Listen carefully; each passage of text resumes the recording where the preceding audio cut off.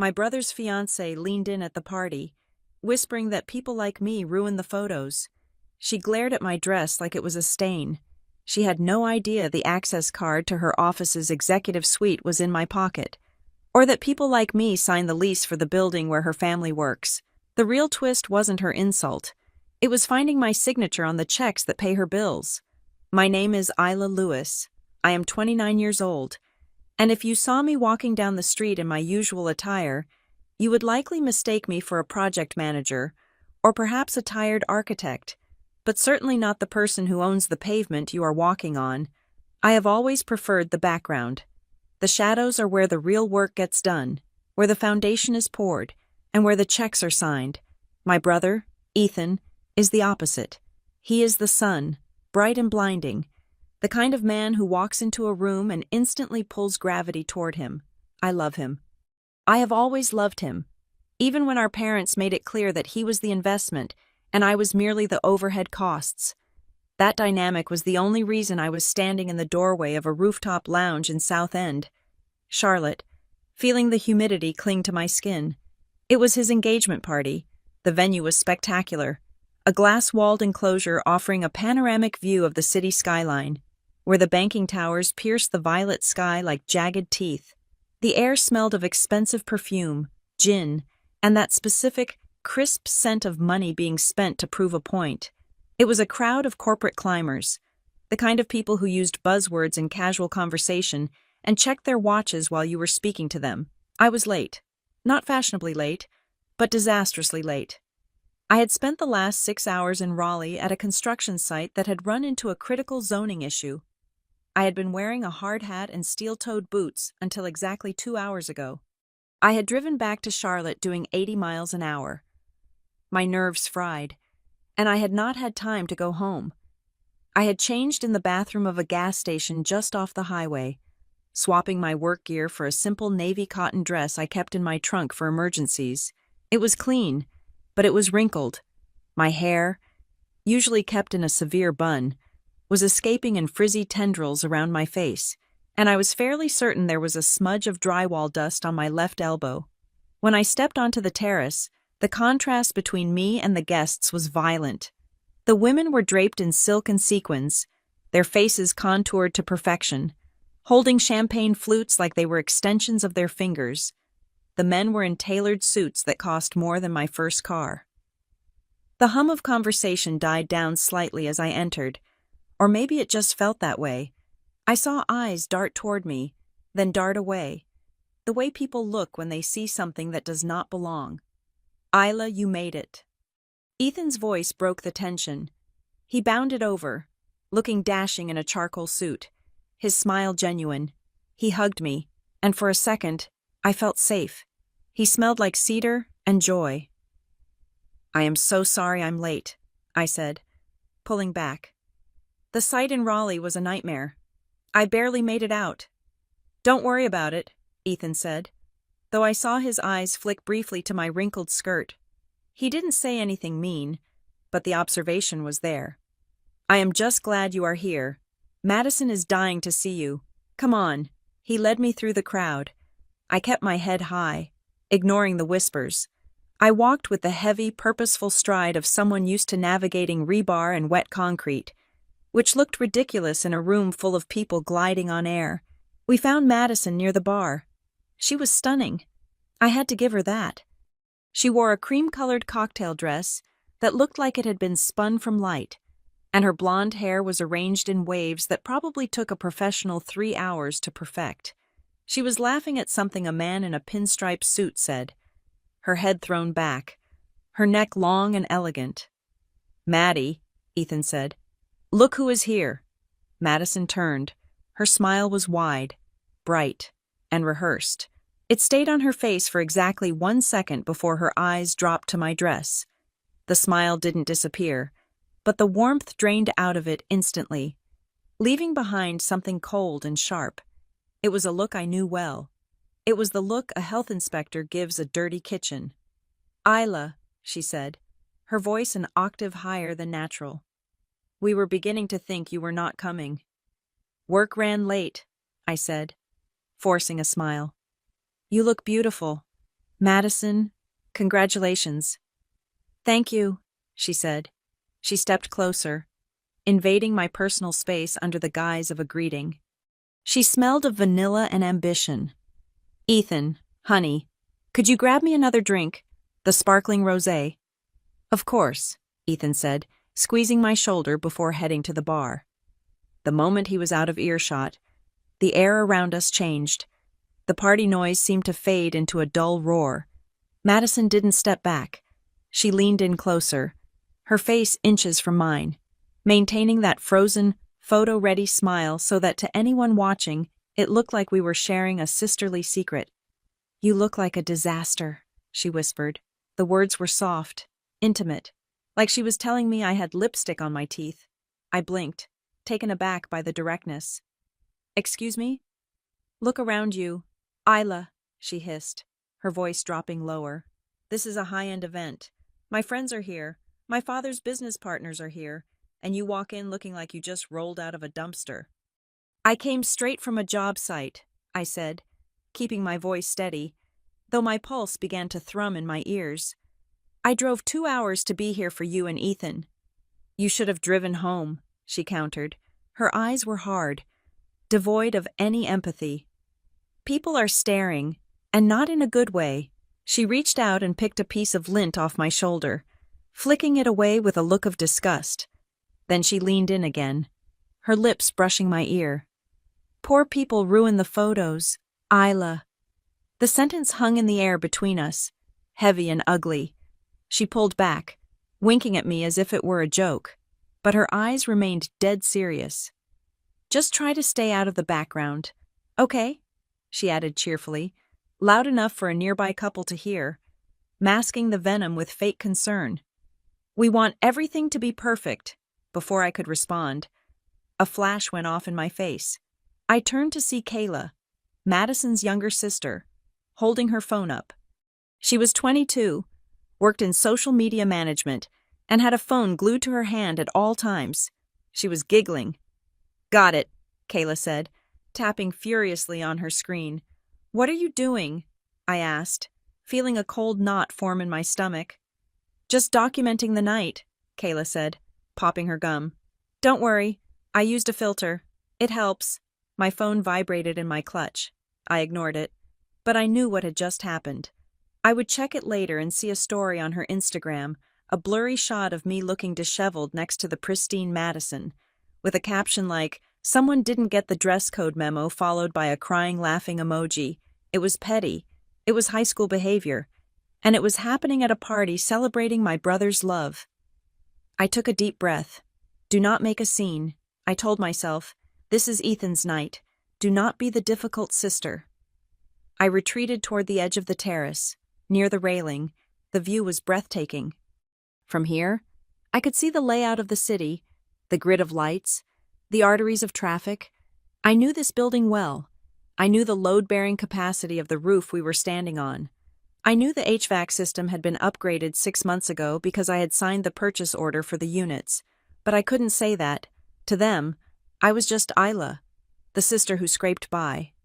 Well, if it isn't the prodigal daughter. I stiffened. I knew that booming, jovial voice. It was Frank Reed, Madison's father. He was a large man who took up a lot of space and assumed everyone wanted him to. He was walking over with his wife, Tracy, a woman who looked like she had been vacuum-sealed into her cocktail dress. They both worked at Brightwell Analytics Frank in facilities. Tracy in HR. They were mid-level managers who acted like executives. Hello, Frank? Hello, Tracy? I said politely. Frank looked me up and down, making no attempt to hide his amusement. Rough day at the office. Or are you still doing those, what do you call them, fix-it jobs? I work in property management, Frank, I said, the standard lie I used to simplify my life. It wasn't technically a lie, just a massive understatement. Right, Frank laughed, swirling his scotch, changing light bulbs and plunging toilets.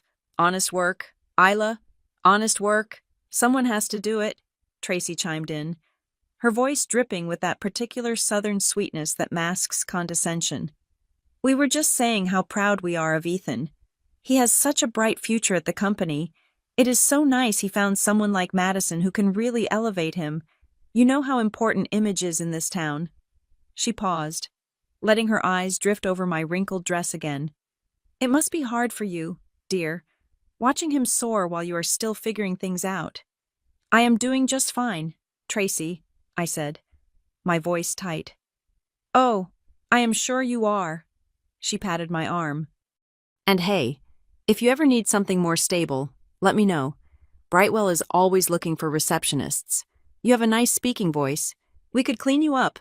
Frank guffawed as if she had cracked the wittiest joke of the century. "Receptionist. That is a good one, Tracy. But hey, discounts on the vending machine. Right, Isla?" They laughed together, a synchronized sound of self-satisfaction. I felt the heat rising up my neck. It wasn't just the insults. It was the confidence behind them. They felt entirely comfortable belittling me because, in their world, your value was determined by your job title and your outfit. They saw a woman in a wrinkled dress and assumed I was beneath them. They assumed my silence was submission. I looked across the room at Ethan. He was with Madison again, his arm around her waist, laughing at something she whispered. He looked happy. He looked oblivious. If I caused a scene now, if I told Frank that his stable job was dependent on a payroll budget I approved, if I told Madison that her perfect venue was one of 30 assets in my commercial portfolio, it would shatter the night. Ethan would be humiliated. The engagement would start with a war. So I swallowed the bile rising in my throat.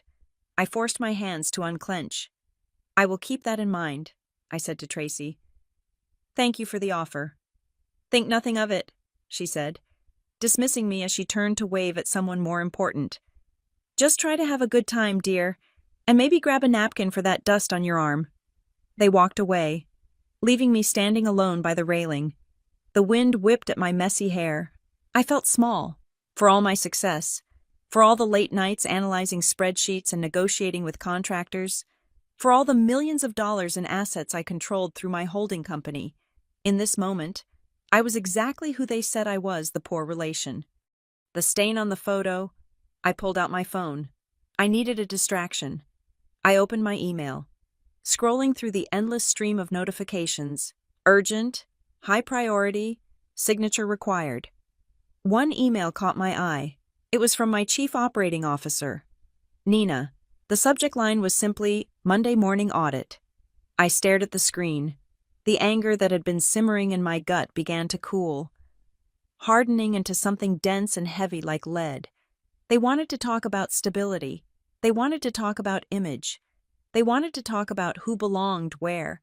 I looked at the back of Frank's head as he laughed at the bar. I looked at Madison posing for another selfie, making sure to angle her body so I wasn't in the frame. They had no idea. "Ms. Lewis." I turned. A young man in a sharp black suit was standing there, holding a tablet. He looked nervous. I recognized him. He was the event manager for the venue. I had dealt with him directly when we renegotiated the building's catering contracts 3 months ago, though I had done it over Zoom with my camera off, as I usually did. But he knew my name, and more importantly, he knew who signed the checks. He lowered his voice, leaning in so the guests nearby wouldn't hear. "I apologize for interrupting, Ms. Lewis," he said, his tone respectful, deferential, the exact opposite of how my future in-laws had just spoken to me. "I saw you arrive and I wanted to double-check something before the night ends. Do you want the venue invoice finalized tonight? Or should I route it directly to your holding company's internal account as a write-off?"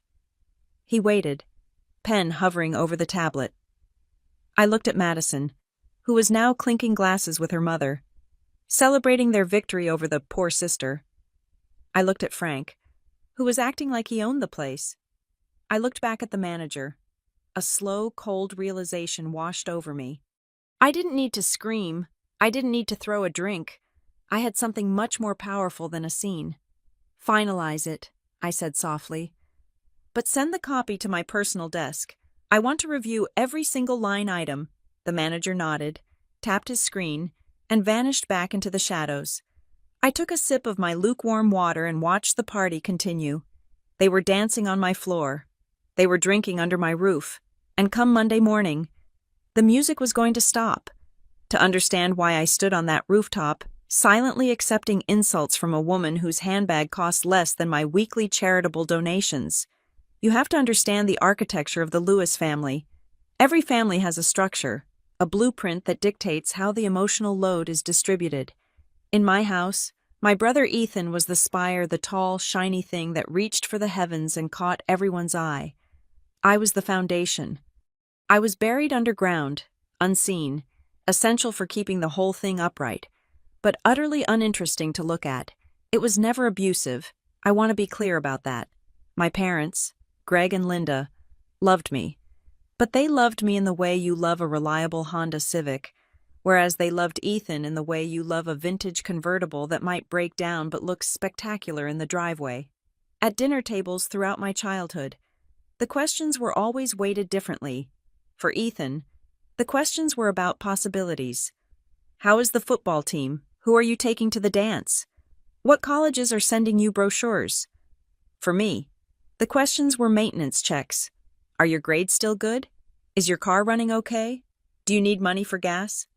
They assumed I was fine because I never gave them a reason to think otherwise. I was quiet. I was organized. I did my homework without being asked and filed my own taxes the moment I turned 18. To them, my competence was a relief, not a point of pride. It meant they could focus all their energy on Ethan, who was brilliant but chaotic, charming but directionless.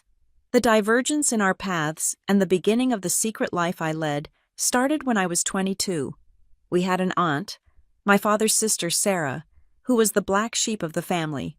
She was abrasive, chain-smoked menthols, and refused to come to Thanksgiving because she hated my mother's turkey. When she died of a sudden stroke, the family braced themselves for debts. Instead, she left a will that confused everyone. To Ethan, she left her vintage record collection and $5,000 in cash.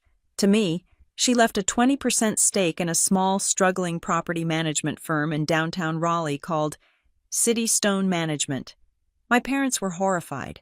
They sat me down at the kitchen table, their faces grave.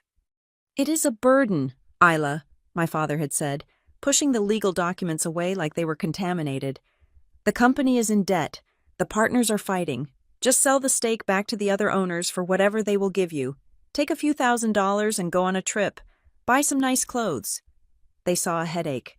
I saw a balance sheet. I had just finished my degree in finance, and while my peers were chasing flashy internships at investment banks in New York, I was fascinated by the unsexy, invisible machinery of wealth. I looked at Aunt Sarah's burden and saw that the company managed 4 apartment buildings in a district that the city was planning to rezone for commercial development within 3 years. The company was losing money because of bad bookkeeping and lazy maintenance, not because the assets were bad. "I am going to keep it," I told them. My mother sighed, the long, suffering sigh of a woman who believes her daughter is making life harder than it needs to be. "Oh, Isla, why do you always have to take the hard road? Ethan is using his money to go to Europe. You are going to use yours to argue with plumbers." She was right. For the next 3 years, that is exactly what I did. I did not go to Europe. I did not buy new clothes. I moved into a studio apartment that was smaller than my childhood bedroom and worked 2 jobs. By day, I was a junior analyst at a logistics firm, a job my parents understood and bored their friends with. By night and on weekends, I was learning the property game from the inside out. I learned that wealth is not built on big, flashy paydays. It is built on margins. It is built on renegotiating a waste management contract to save 3%. It is built on knowing that if you replace the HVAC filters every month instead of every 3, the units last 4 years longer. I bought out the other 2 partners of Aunt Sarah's firm when they panicked during a market dip. I used every cent of my savings and took a loan with an interest rate that made my stomach turn. But I knew the numbers worked. I rebranded, restructured, and ruthlessly cut costs. By the time I was 25, the company was profitable. By 26, I had leveraged those assets to buy my first commercial building, a dilapidated warehouse that I converted into office spaces, but I never told my parents. At first, it was because I was afraid of failing. I did not want them to see me crash and burn. But then, as the successes started piling up, the silence became a choice. I remember one Sunday lunch vividly. I had just closed a deal to acquire a strip mall in Greensboro. The acquisition would net me 6 figures in annual passive income. I was vibrating with adrenaline, feeling powerful, feeling like I had conquered the world. I sat down at my parents' table, and my mother handed me a bowl of mashed potatoes. "Ethan got a promotion," she announced, beaming. "He is now a senior associate. He gets his own office with a window." "That is great," I said, and I meant it. "Congrats, Ethan." "It is a big step," my father added, clapping Ethan on the back. "He is really making a name for himself. And how are you?" "Isla still at the logistics place." "I am doing well," I said. "Actually, I have been working on some new projects." "That is good, sweetie," my mother interrupted, not maliciously, just dismissively. "As long as you can pay your rent, if you ever need help, we can send you a little something. We do not want you struggling while Ethan is doing so well. It would not be fair." I stopped. The fork froze halfway to my mouth. Struggling. They looked at my sensible shoes and my lack of jewelry and saw struggle. They did not see that I had just signed a check for $300,000 as a down payment. They did not see that my sensible shoes were worn out because I walked construction sites to ensure my contractors were not cutting corners. In that moment, I realized something profound. They needed me to be the struggling one. It fit the narrative. Ethan was the star who needed applause. I was the sturdy, slightly pitiable rock who needed support. If I told them I was already out-earning Ethan by a factor of 10, it would not make them happy. It would confuse them. It would disrupt the equilibrium of the family. It might even make Ethan feel insecure. And my parents protected Ethan's ego like it was a Faberge egg. So, I ate my potatoes. "Thanks, Mom," I said.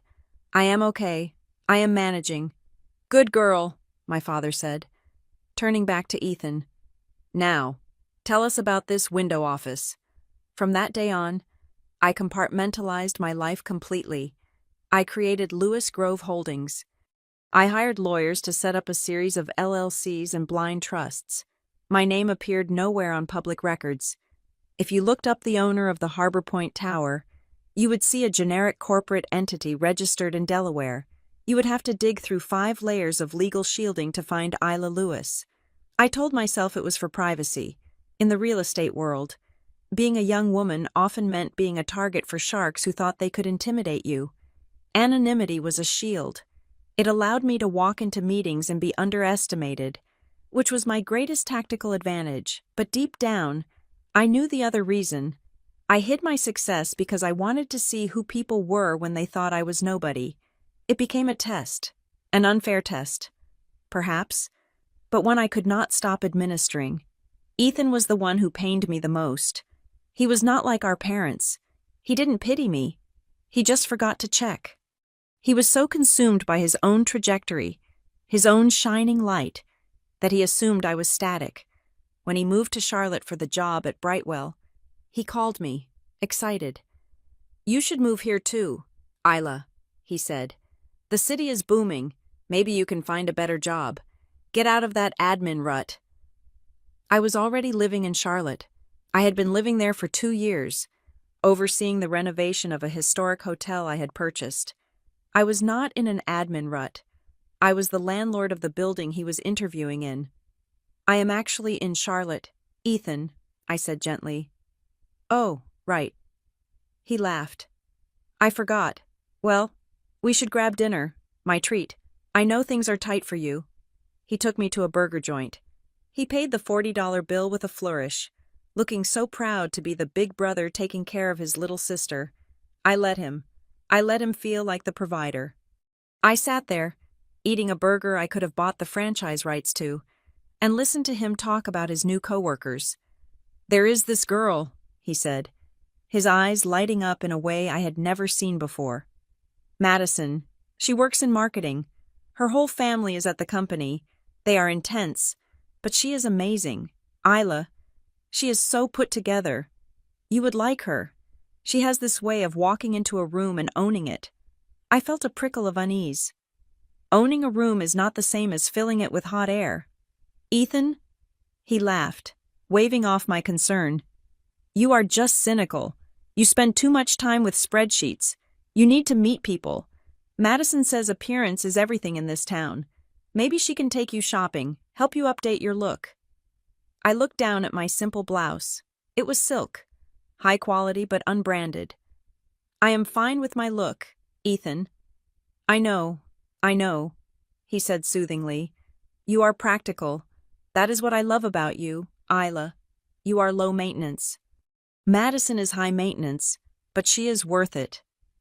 Low maintenance. That was the phrase that stuck. It meant I required no effort. It meant I could be placed on a shelf and ignored until I was needed. As Ethan's relationship with Madison progressed, I saw less and less of him. When I did see him, he was different. He was polishing himself to fit into her world. He started wearing watches he couldn't afford and talking about networking instead of his actual engineering work.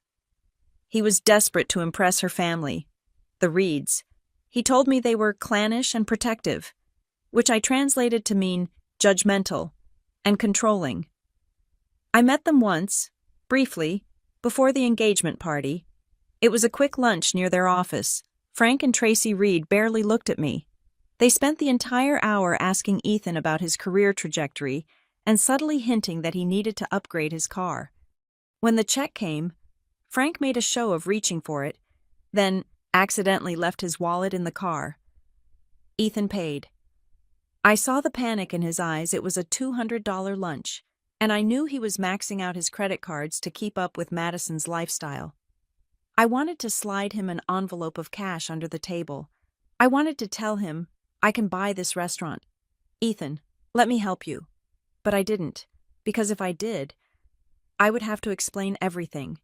I would have to explain the years of lying by omission. I would have to explain that while he was playing the part of the successful golden child, I had actually become the tycoon, and I was terrified that if I stripped away his role as the successful one, there would be nothing left of our relationship. So I stayed silent. I stayed Isla the admin assistant.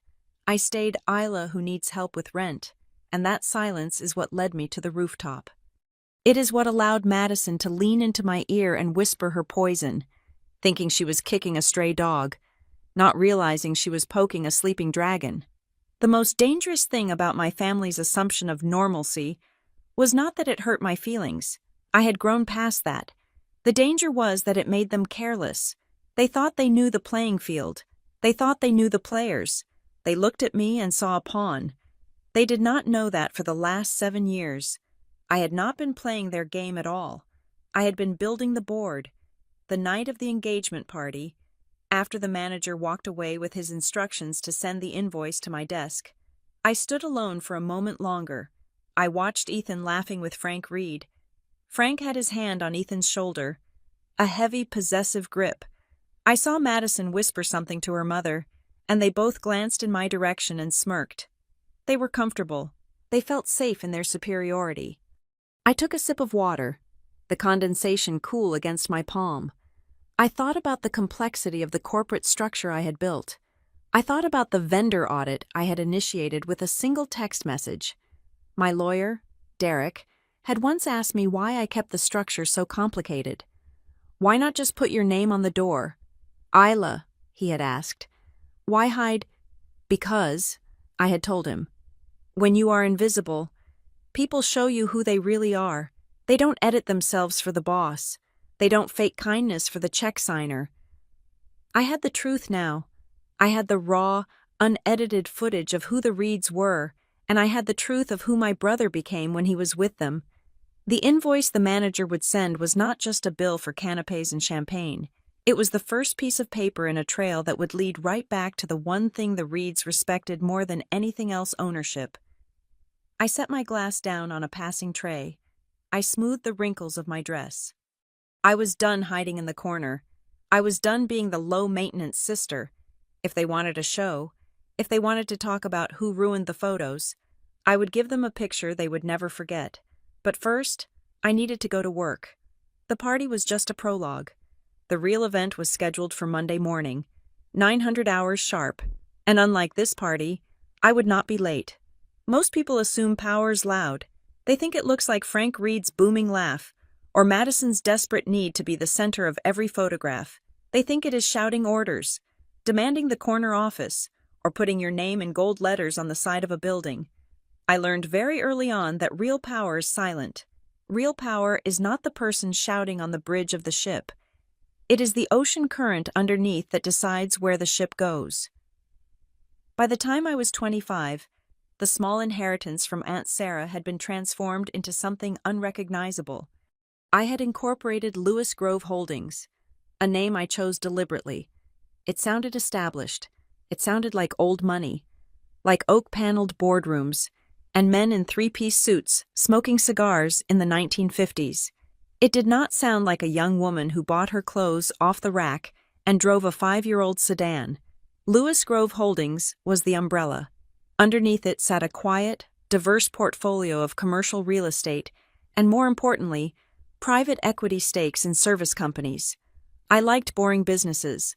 I liked companies that fixed things, cleaned things, or processed data. They were recession-proof. They were the plumbing of the economy. Brightwell Analytics was my masterpiece of acquisition. 3 years ago. Brightwell was not the shiny, arrogant corporate entity my brother's future in-laws bragged about. It was a sinking ship. They had overexpanded into the European market, hemorrhaged cash, and were facing a liquidity crisis that was going to force them into bankruptcy within 90 days. Their original board was panic-stricken. They were looking for a savior. But the banks had closed their doors. That was when Lewis Grove Holdings stepped in. I did not walk into their boardroom. I sent Derek Shaw, my lead counsel. Derek is a man who speaks in a voice so soft you have to lean in to hear him, which is a terrifying tactic in negotiation. He laid out our offer a capital injection of $15 million to clear their immediate debt and restructure their operations. The terms were brutal but necessary. Lewis Grove would take 51% of the equity, we would take 3 seats on the 5-person board, and we would have the unilateral right to replace executive leadership if performance metrics were not met for 2 consecutive quarters. They signed. They had no choice. But here was the key, the clause that allowed Frank and Tracy Reed to sleep soundly at night, completely unaware of who actually signed their paychecks. I insisted on a silent partner protocol. Lewis Grove Holdings was listed as the majority shareholder, but I did not take a visible role. I did not want to be CEO. Being CEO is a job. It is meetings. It is shaking hands. It is pretending to care about people's weekends. I already had a job. I was an investor. I hired a CEO, a sharp, seasoned operator named Marcus, to run the day-to-day. Marcus answered to the board. The board answered to me. To the employees of Brightwell, to people like Tracy in HR and Frank in facilities, the ownership was just a vague concept. They knew they were owned by an investment group. They probably imagined a faceless conglomerate based in New York or London. They certainly did not imagine that the majority shareholder was the woman who sat in the back of the room during the quarterly town hall meetings, taking notes on an iPad, looking like a junior consultant. I attended those meetings precisely because nobody looked at me. It is amazing what you hear when people think you are irrelevant. I heard managers complaining about budget cuts I had authorized. I heard rumors about inter-office affairs. I heard the real culture of the company, not the sanitized version presented in PowerPoint decks. The move to Harbor Point Tower was my decision. 2. Brightwell's lease at their old office park was expiring. I owned Harbor Point, a 20-story glass monolith in the financial district. It made perfect financial sense. I moved Brightwell into floors 12 through 15. It was a symbiotic loop. My company paid rent to my other company. I was moving money from my left pocket to my right pocket and building equity on both sides. I loved that building. I loved the way the morning light hit the steel beams in the lobby. I loved the hum of the high-speed elevators. When I walked into Harbor Point, the security guards, maintenance staff, and the cleaning crews all greeted me by name. "Morning, Ms. Lewis." "Good morning, David. How is your daughter's knee surgery recovering?" They knew me because I signed the checks for the building's operations. I approved their overtime. I ensured their break room had decent coffee. To the blue-collar staff, I was the boss. But when the elevator doors opened on the 12th floor, the Brightwell executive floor, I became a ghost. I would step out of the elevator, and the Brightwell employees would rush past me, eyes on their phones, clutching their lattes, important and busy. If I bumped into someone, I was the one who apologized. "Excuse me," I would say. "Watch it," they would mutter, not even looking up. I never corrected them. I stored it. Every interaction was data. My management philosophy was simple, born from years of being the person nobody noticed. Treat the people at the bottom better than the people at the top. The janitor knows more about the health of a company than the VP of marketing. If the trash isn't being emptied, morale is low. If the bathrooms are dirty, the company is failing. Because of this, Lewis Grove Holdings had a strict, ironclad code of conduct. It wasn't the usual corporate fluff that gets printed in a handbook and ignored. It was a document I had written myself. Rule number 1: zero tolerance for harassment, bullying, or discrimination. Rule number 2: financial integrity is absolute. $1 stolen is the same as 1 million. Rule number 3: no one is untouchable. I enforced these rules with a terrifying efficiency, but always through my proxies. That is where Nina Brooks came in. Nina was my chief operating officer. She was 45, had hair the color of steel, and possessed a mind like a diamond cutter. She was the face of Lewis Grove when the hammer needed to fall. If I was the architect, Nina was the demolition expert. We spoke 5 times a day. She knew everything. She knew about Ethan. She knew about my parents. She knew exactly why I drove a sedan and wore off-the-rack suits. "You like being the spy," Nina had told me once, swirling a glass of red wine at a debriefing dinner. "You get a kick out of it.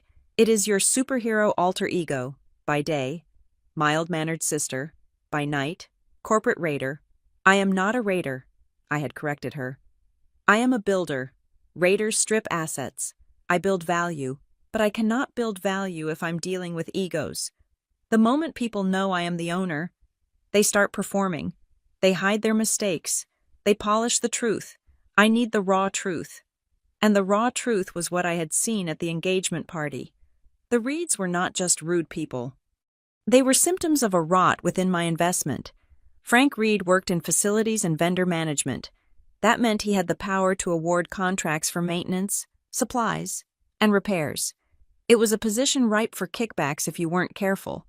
And the way he had bragged about invoice approvals and managing numbers on the rooftop sent a chill down my spine that had nothing to do with social anxiety and everything to do with fiduciary duty. Tracy Reed worked in HR. She was the gatekeeper of culture. If she was the kind of person who openly mocked a guest for their appearance, what kind of culture was she enforcing at Brightwell? Who was she hiring? Who was she firing? If she treated her son-in-law's sister like trash because of a dress code, how did she treat a junior analyst who made a mistake? And Madison thought she was marrying into safety. She thought Ethan was her ticket to a power couple lifestyle within the Brightwell ecosystem. She thought she was untouchable because her parents were established in the company. They had built their entire sense of self-worth on a foundation of sand. And I owned the beach. Monday morning was going to be a bloodbath, but it had to be executed with surgical precision. I could not just storm in and fire them because they were mean to me. That would be emotional. That would be petty. And worse, it would open Lewis Grove up to lawsuits for wrongful termination. I needed cause. I sat at the desk in my home office. It was a stark contrast to the opulence of the engagement party venue. My office was minimalist, a large oak desk, 3 monitors, and a wall of bookshelves.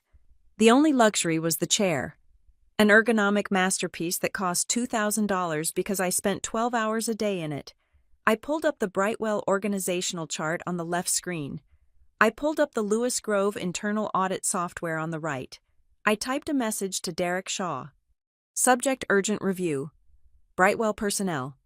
Derek, I need full access to the vendor logs for the facilities department for the last 24 months. Specifically anything signed off by Frank Reed. Cross-reference with any external entities that have less than 3 years of credit history. I typed a second message to Nina. Nina, I need an HR audit on Tracy Reed. Pull her case files. Look for patterns in disciplinary actions. Specifically, look for complaints regarding hostile work environment that were dismissed or settled without board review. I paused. My finger hovered over the enter key. I thought about Ethan. I thought about the way he looked at Madison. Like she was the sun. This was going to hurt him. There was no way around it. If Frank and Tracy were dirty, and my gut told me they were, Ethan was going to be caught in the crossfire. He would see his perfect new family dismantled piece by piece. But I remembered Madison's whisper. Poor people ruin the photos. It wasn't just an insult. It was a worldview. It was a belief that some people are props and others are protagonists. It was a belief that rules apply to the little people, while the important ones can do as they please. I could not have that poison in my company. It was a liability. I hit send on both emails. Then, I opened a third window. It was a draft email to the current CEO of Brightwell. Marcus. He was a good man, but he had a blind spot for legacy employees like the Reeds. He assumed that because they had been there for 10 years, they were loyal. He didn't realize that tenure often breeds entitlement. I wrote a short directive. Marcus, effective immediately, I am initiating a top-down compliance audit of the Charlotte HQ. My team will be on site at 0800 hours tomorrow. Please ensure all department heads are present and that all digital logs are frozen. Do not announce this.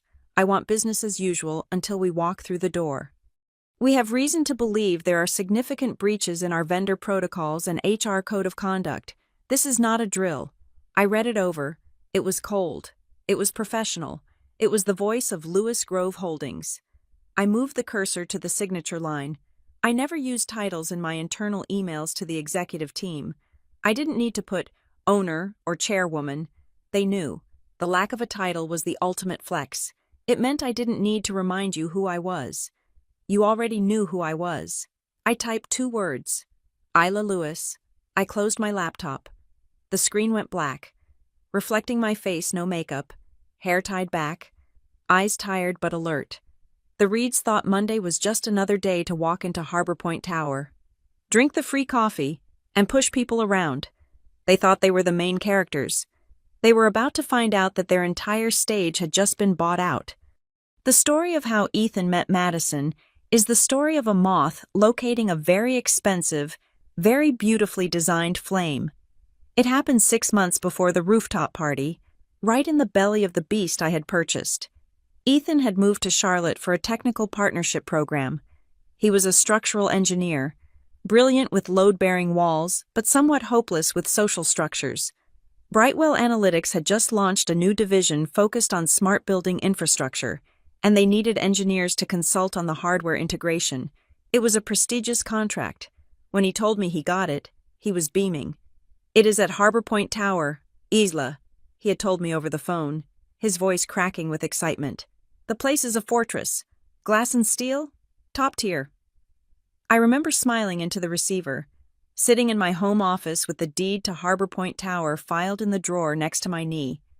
I am sure it is very impressive, I had said. Just make sure you read the contract details. He started in October. 2 weeks later, he met Madison. It happened in the cafeteria on the 12th floor.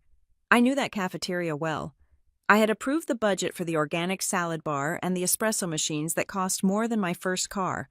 I wanted the employees to feel valued, so I made sure the space felt like a high-end bistro, not a corporate feeding trough.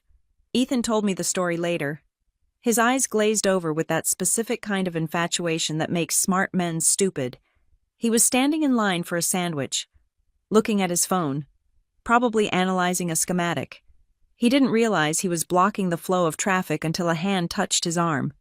"You are going to cause a gridlock if you do not choose between the turkey or the ham," a voice said. He turned around, and there she was, Madison Reed. She was wearing a tailored blazer and a smile that she had practiced in the mirror until it was weaponized. She didn't look like an employee. She looked like a stakeholder. She held her tray with one hand and gestured to the line behind him with the other. "I am sorry," Ethan stammered. I am new. I know," she said, stepping around him to grab a sparkling water. I make it my business to know the new faces. You are the engineer from the partnership program. Ethan, right? He was floored. How did you know that? People talk, she said, flashing that bright, terrifying smile. I am Madison. I work in marketing. And if you are going to survive here, you need to know that the turkey is dry, but the roast beef is decent. She didn't just give him advice on sandwiches. She gave him an entry pass. She invited him to sit at her table, in a company like Brightwell. The cafeteria seating chart was as rigid as a high school hierarchy.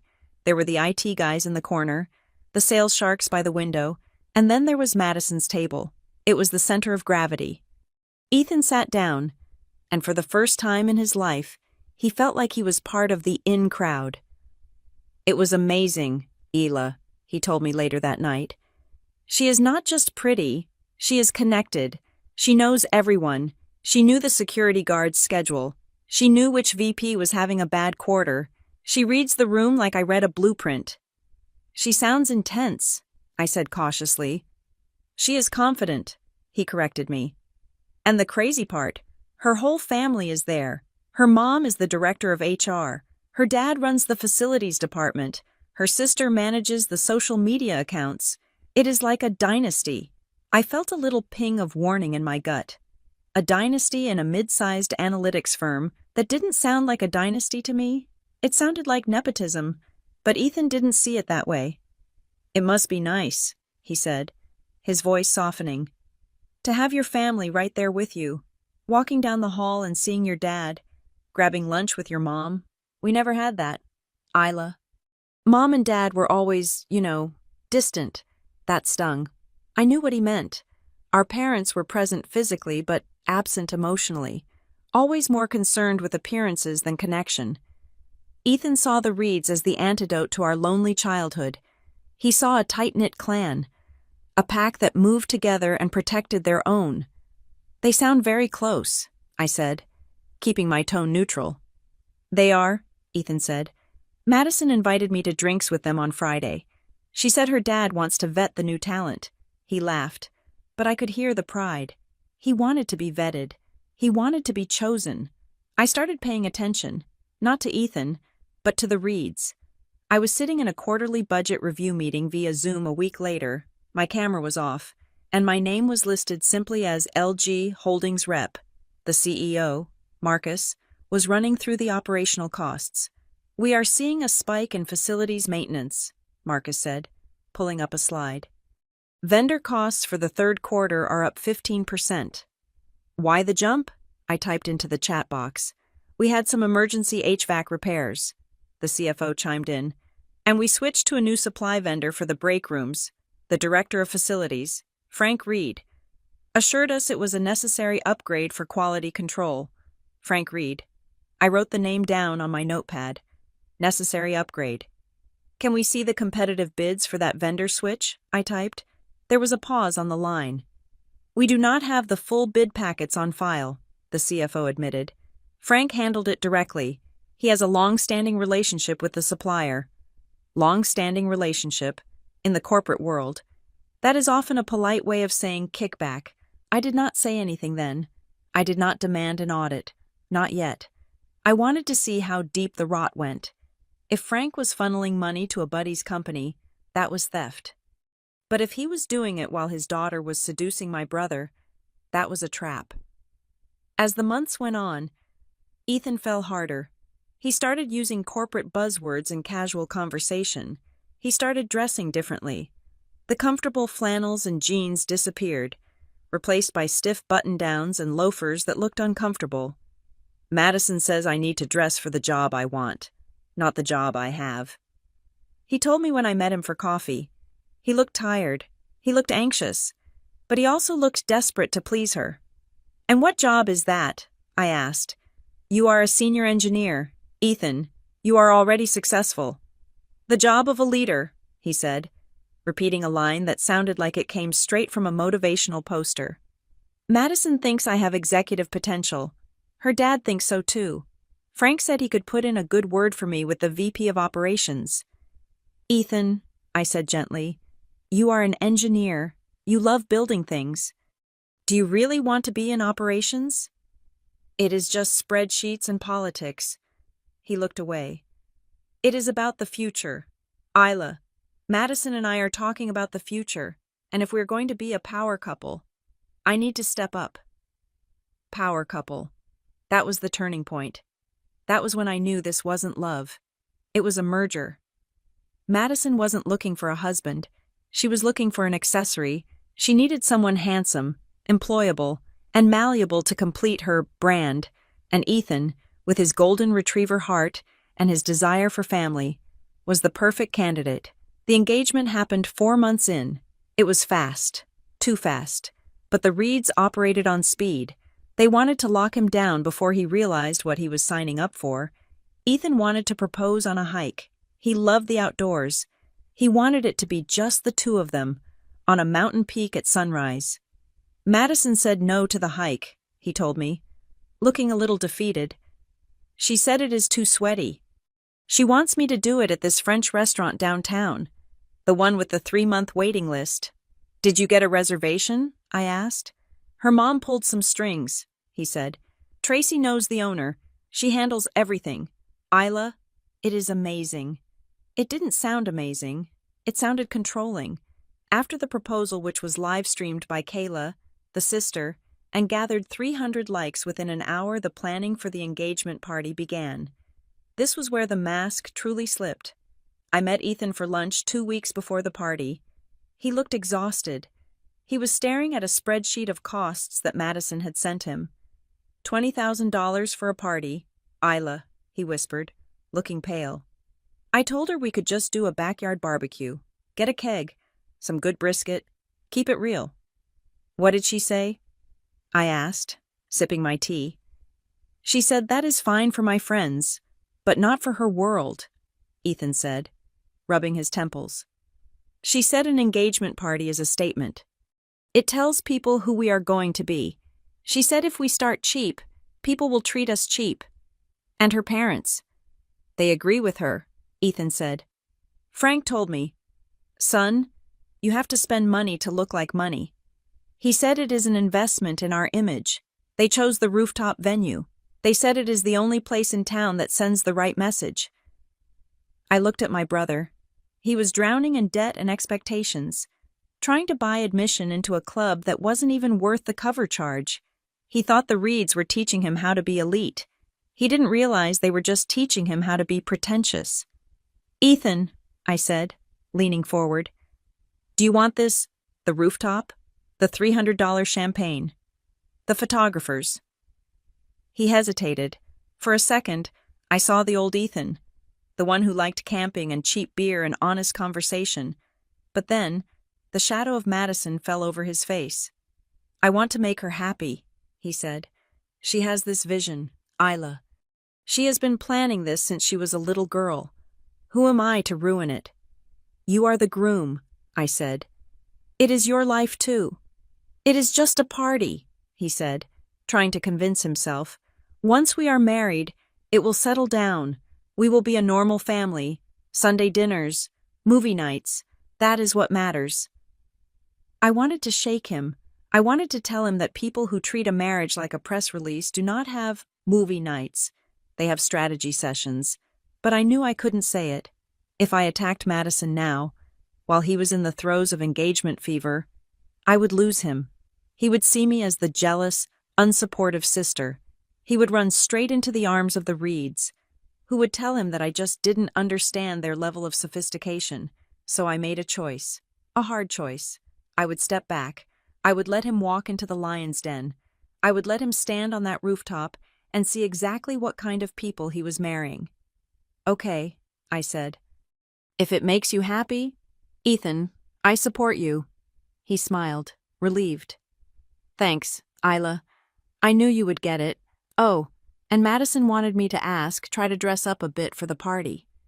She is really worried about the aesthetic. He said it apologetically, but he still said it. I will do my best, I said. That afternoon, I went back to my office. I pulled up the vendor file for Frank Reed again. I looked at the numbers. They were sloppy.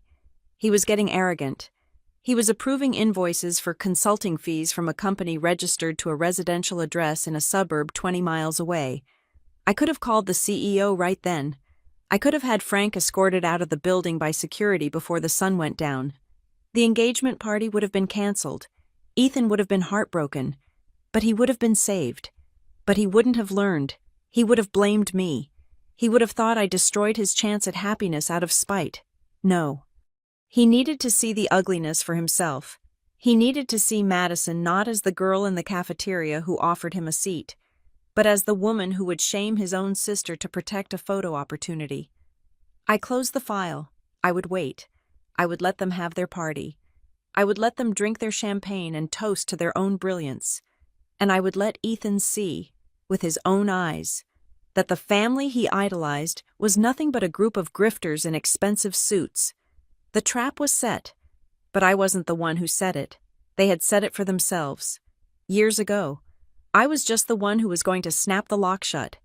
The irony of the venue selection was almost too perfect. The kind of coincidence that, if I had written it in a novel, an editor would have cut for being unrealistic. Madison had chosen the Gilded Loft, a rooftop event space in the heart of South End. It was trendy, it was exclusive, and it was currently sitting on the asset sheet of one of my subsidiaries, Cityscape Ventures. I stood by the entrance, catching my breath, watching the waiters circulate with trays of mini crab cakes. I knew exactly how much those crab cakes cost. I knew the markup on the champagne was 300%. I knew that the exclusive view of the city was made possible because I had authorized the trimming of the oak trees on the street below 2 months ago. But to everyone else in the room, I was just Isla, the late arrival with the messy hair. A week ago, when Madison had announced the location, she had done so with the air of a magician revealing a tiger. I pulled some serious strings, she had bragged at a family dinner, her eyes sparkling. Normally, the Gilded Loft has a 6-month waiting list and a booking fee of $5,000 just to hold the date, but my dad knows a guy who knows the management. We got the industry insider rate. I had sat there, chewing my salad, fighting the urge to laugh. Her dad didn't know a guy. The management team had flagged the reservation request, saw the last name Reed, which matched the VP of facilities at our tenant company, and sent the request up the chain to my office for approval on a discount. I had signed off on a 50% reduction. I had told my assistant to mark it as a goodwill gesture for a tenant partner. So, in a very literal sense, I had paid for the privilege of being sneered at tonight. I had even offered to cover the catering bill as an engagement gift. I remembered the conversation with my parents vividly. I would like to contribute, I had told them. I can write a check for the food and beverage minimum. Call it $5,000. My mother had looked at me with wide, panicked eyes, as if I had offered to pay in counterfeit bills. Oh, honey, that is very sweet. But are you sure that is a lot of money for you? We do not want you dipping into your savings. The Reeds are used to a certain standard, and we do not want to complicate things with your financial situation. My situation is fine, Mom, I had said. We know. My father had interjected. But let's just let the Reeds handle the planning. You just show up and look nice. That is all we ask. Just show up and look nice. I had failed at 50% of that command. I scanned the room. The lighting was amber and soft, designed to make everyone look 10 years younger and 3 tax brackets richer. My brother Ethan was near the DJ booth, looking handsome but stiff in his tuxedo. He was holding a glass of scotch like a prop. Next to him, Madison was radiating pure, high-voltage vanity. She wore a white sequin dress that caught every beam of light, effectively turning her into a human disco ball. I took a deep breath and stepped fully into the light. Isla? It was my mother. She hurried over to me, her heels clicking on the polished concrete floor. She was wearing a navy gown that I recognized from a department store sale rack, but she wore it with dignity. However, the look on her face wasn't welcoming. It was mortified. "You are late," she hissed, grabbing my arm. "And look at you. Is that dust on your hem?" I came straight from the Raleigh site. "Mom," I said, keeping my voice low. There was an issue with the structural beams. I didn't have time to go home. You could have changed in the car, she whispered, frantically smoothing down a stray lock of my hair. Everyone is looking. The Reeds are all in black tie. You look like you just came from a shift. I did come from a shift, I said. Work is work. Not tonight. It isn't, she snapped, then softened, her eyes filling with that pity that always made my teeth ache. Just go get a drink. Stand near the back. Do not make a fuss. Ethan is so happy. Let's not spoil it. I nodded and moved toward the bar. I wasn't angry at her. She was operating on a script she had been handed decades ago. Appearances are survival. She didn't know I had rewritten the play. I ordered a sparkling water. The bartender, a young guy with a nose ring, gave me a sympathetic look. Rough day? He asked. You have no idea, I replied. That will be $12, he said. I almost told him that employees of the venue get a shift meal and free soft drinks, a policy I instituted last year. But I stopped myself. I tapped my card. I turned around just in time to see the mobilization of the troops, the photographer, a man with a ponytail and a camera lens the size of a telescope, was waving everyone toward the Instagram wall, a section of the terrace covered in faux ivy and neon lights that spelled out, "Better Together." "Family photos," Madison screeched. Her voice was shrill, cutting through the ambient house music. "Everyone, Reeds and Lewises, front and center." This was it, the ritual of the image. I walked over slowly. The Reeds were already in formation.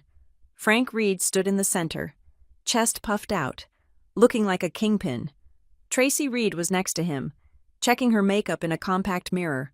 Kayla, the sister, was directing traffic with her phone in one hand and a glass of rosé in the other. Okay. Tall people in the back, short people in the front," Kayla commanded. "Mom, suck it in. Dad, stop slouching." Ethan saw me and smiled, a genuine, relieved smile that made me forgive him for a second. "Isla, come on, get in here." He reached out a hand to pull me next to him. "Wait," Madison said. Her voice was sharp, like a glass shattering. She stepped forward, her eyes scanning the arrangement. She looked at Ethan, then at me, then at the camera.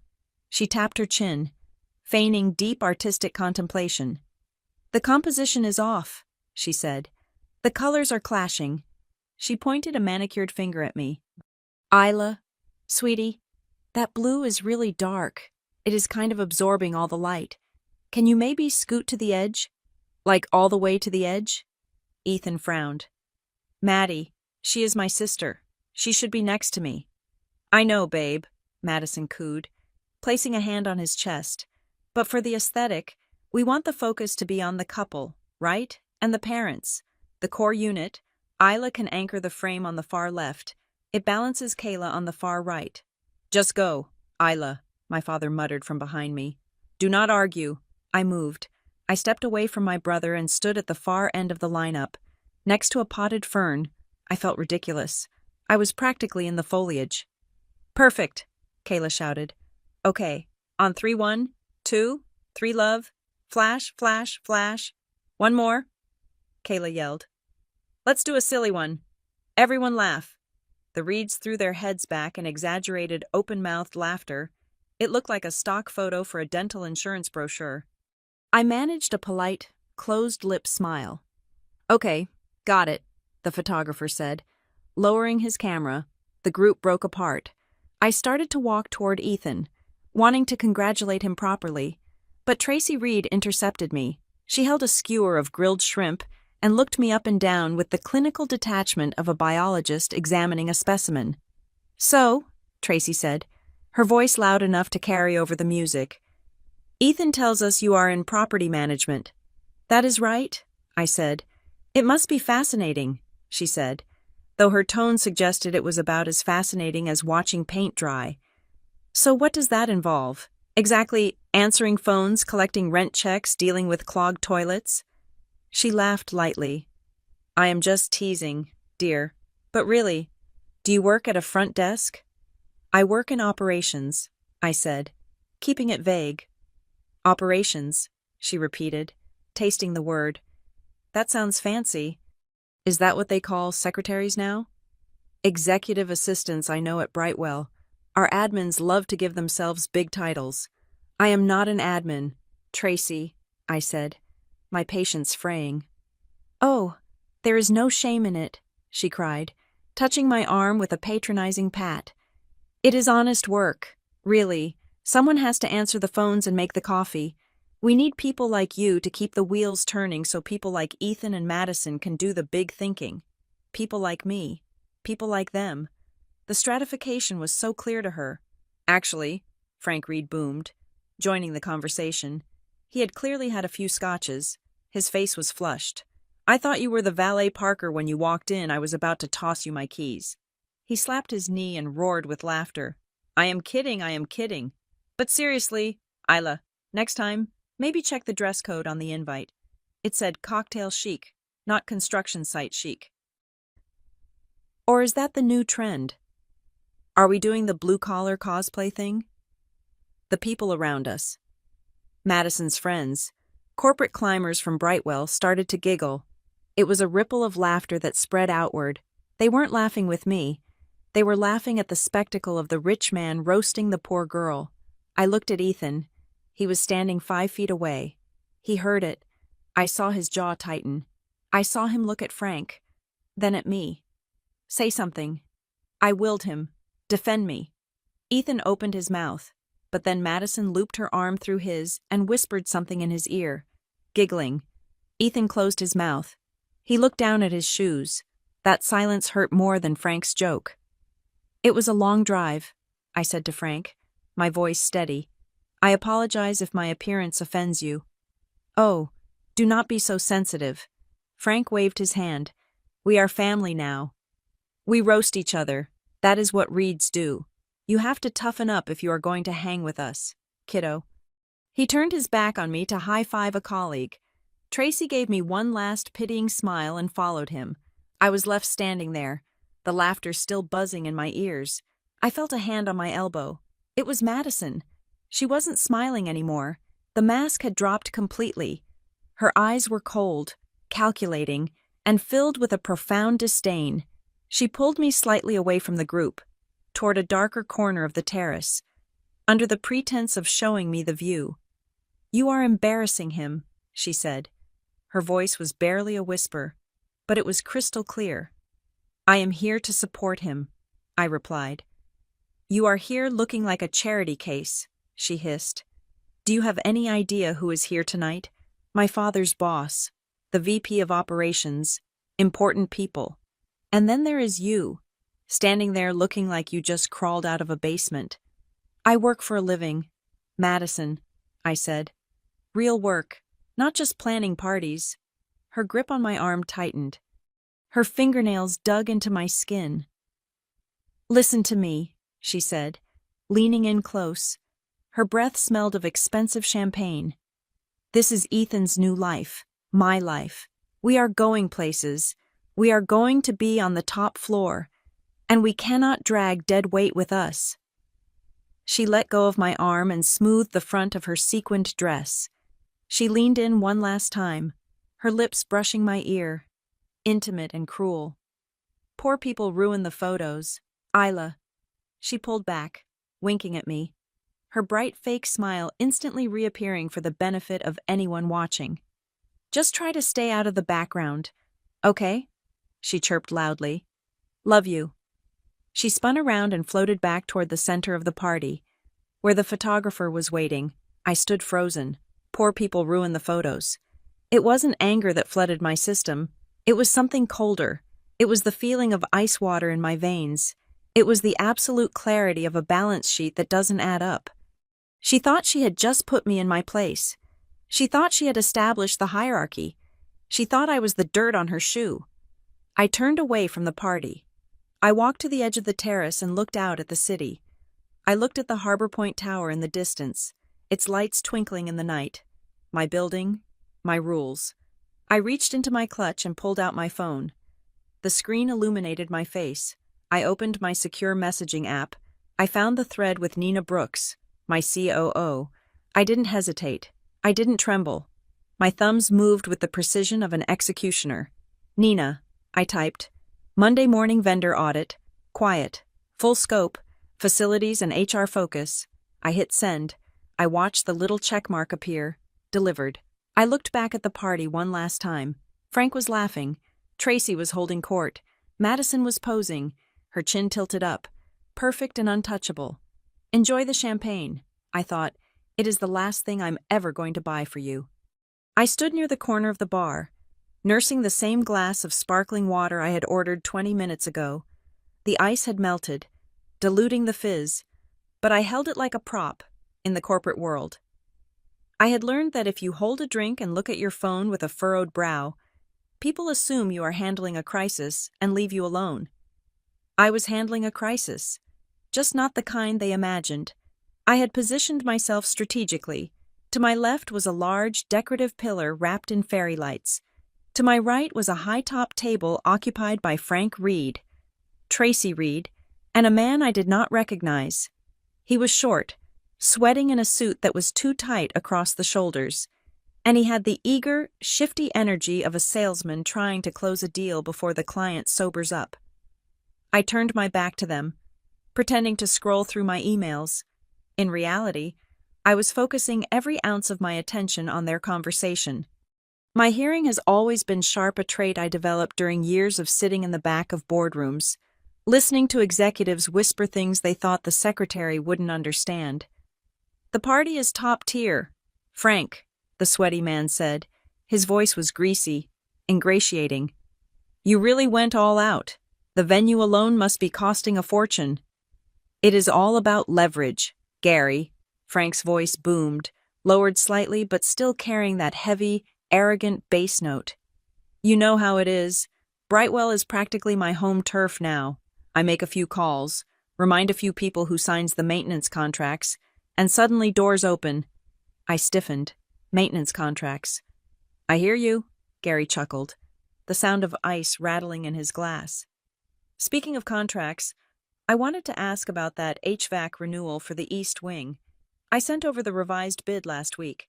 I know the numbers are a little higher than last year, but you know supply chain issues. Don't worry about the numbers, Frank said, dismissing the concern with a wave of his hand that I could practically hear.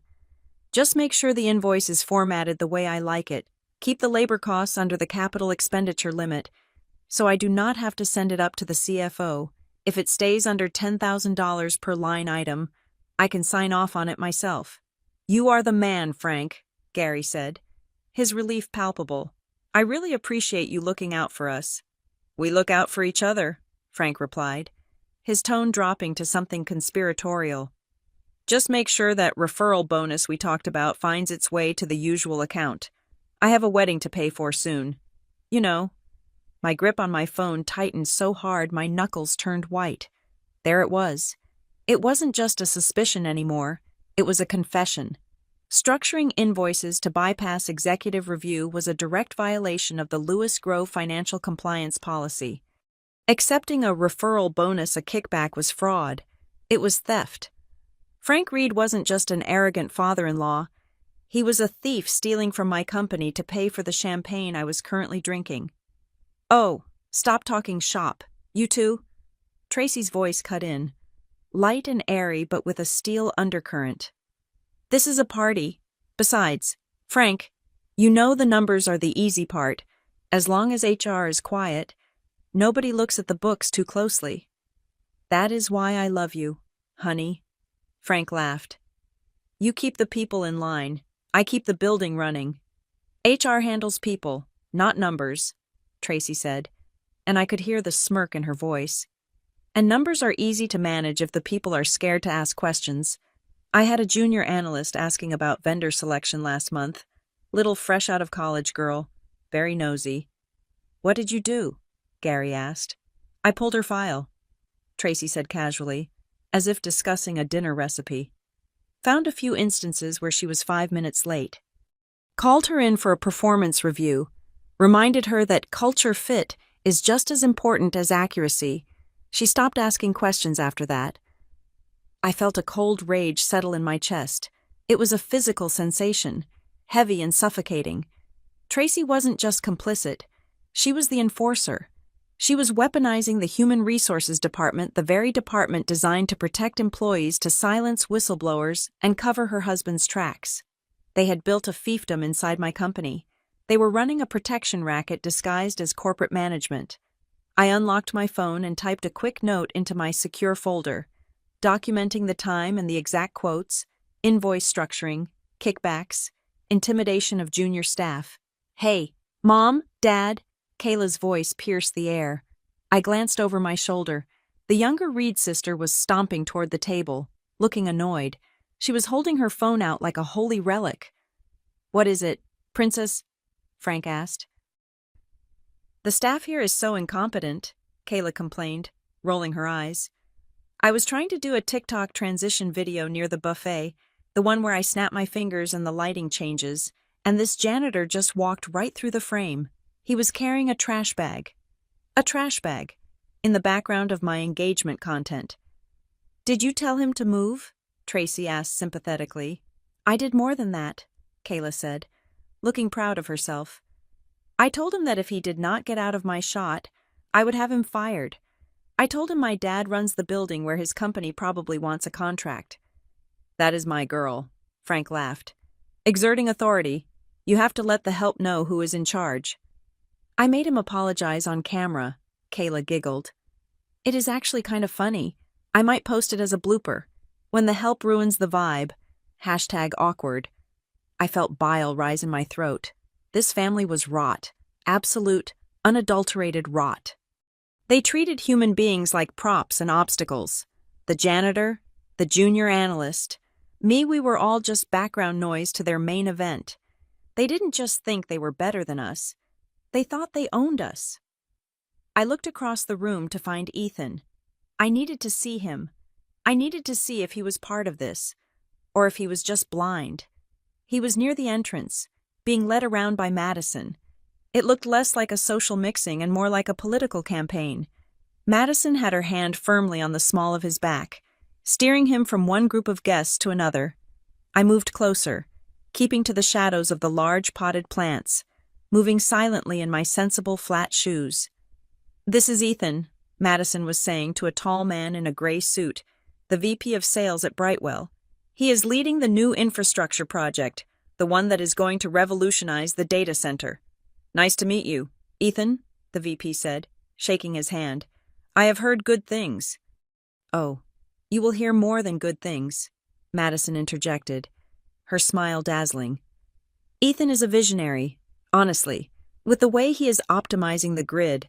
He is already operating at a director level. We are expecting big things next quarter." Ethan smiled nervously. "I'm just trying to do good work, sir."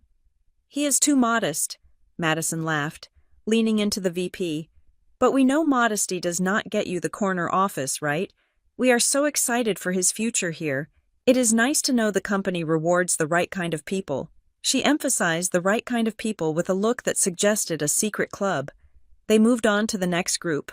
I followed, keeping a safe distance. "And this is my fiancé, Ethan," Madison said to a woman from marketing. "He is pretty much practically running the engineering department already. We are thinking 5 years to the C-suite. Do not you think—" Ethan looked uncomfortable. "Madison, I have only been there 6 months." "Time is relative when you have talent." Madison breezed past his objection. "Besides, once we are married, you are a Reed Lewis. That carries weight." She pulled him toward the buffet, and I maneuvered around a waiter to get within earshot. Madison leaned in close to Kayla, who was now fixing her lipstick. "He is doing okay," Madison whispered to her sister.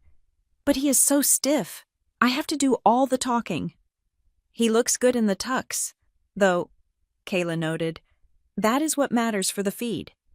"I know," Madison said, her voice dropping to a conspiratorial hush. "But I need him to be aggressive. Once we are married, I am going to have Dad push for his promotion immediately. There is a director spot opening up in Q3. If Dad threatens to pull the vendor contracts, the VP of operations will have to give it to Ethan." "Can they do that?" Kayla asked, looking at her phone reflection. "After we are family, we will ask for whatever we want," Madison said, a cold, hard look entering her eyes. They cannot say no. Dad has too much dirt on the procurement process. If they do not promote Ethan, Dad burns the house down. Ethan is our retirement plan. Kay, he just doesn't know it yet. My breath caught in my chest. It wasn't just nepotism, it was blackmail. They were planning to use Frank's illicit activities, the very fraud I had just witnessed, as leverage to force the company to promote Ethan. They were going to use my brother as a pawn in a scheme to extort my company. Ethan wasn't the beloved fiancé, he was the laundering vessel. They needed a clean face, a golden child engineer to place in a high position so they could consolidate their control. I looked at Ethan. He was standing a few feet away, holding Madison's purse while she fixed her hair. He looked tired. He looked diminished. I wanted to run over and grab him. I wanted to drag him out of there. But before I could move, a figure appeared in my peripheral vision. It was the venue manager again, the young man with the tablet. He looked stressed. He was scanning the room, his eyes darting past the sequins and the tuxedos until they landed on me. He walked straight toward me, bypassing Tracy, bypassing Frank, bypassing the entire royal family. Ms. Lewis, he said, breathless. I froze. I saw Madison turn her head. She was only 10 feet away. She saw the manager approach me. Yes, I said, keeping my voice low. I am so sorry to disturb you again, the manager said, holding out the digital tablet. But the system is requiring a secondary authorization for the overrun costs, because the bar tab exceeded the initial estimate by $2,000.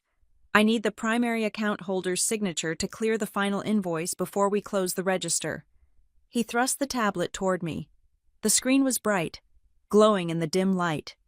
At the top of the document, in bold letters, it read, Billed to Lewis Grove Holdings. Attention, Isla Lewis. I looked at the tablet, then I looked at Madison. She was staring right at us, her brow furrowed.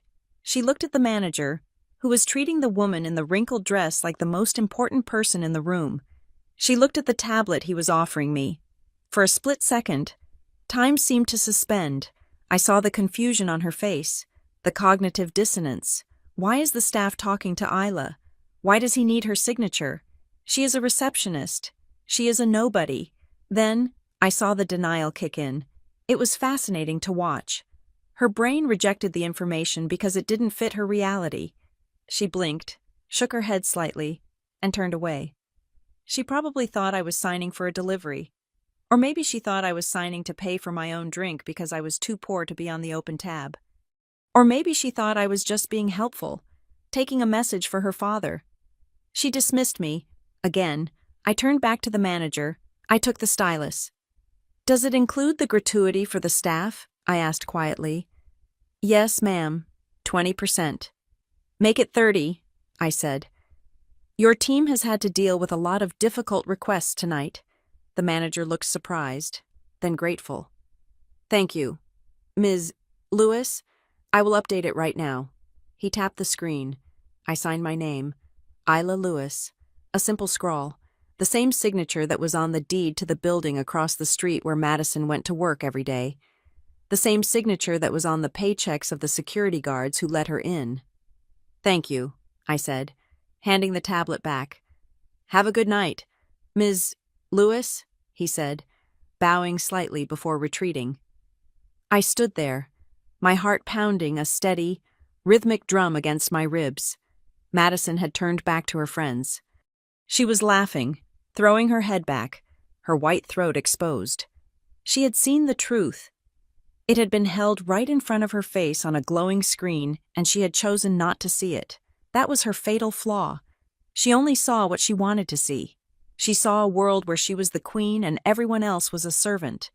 She didn't realize that the servant had just bought the castle. I looked at my phone. I had the recordings in my memory. Frank's confession, Tracy's admission of HR abuse, Madison's plan to blackmail the company for Ethan's promotion, and I had the confirmation of the venue invoice.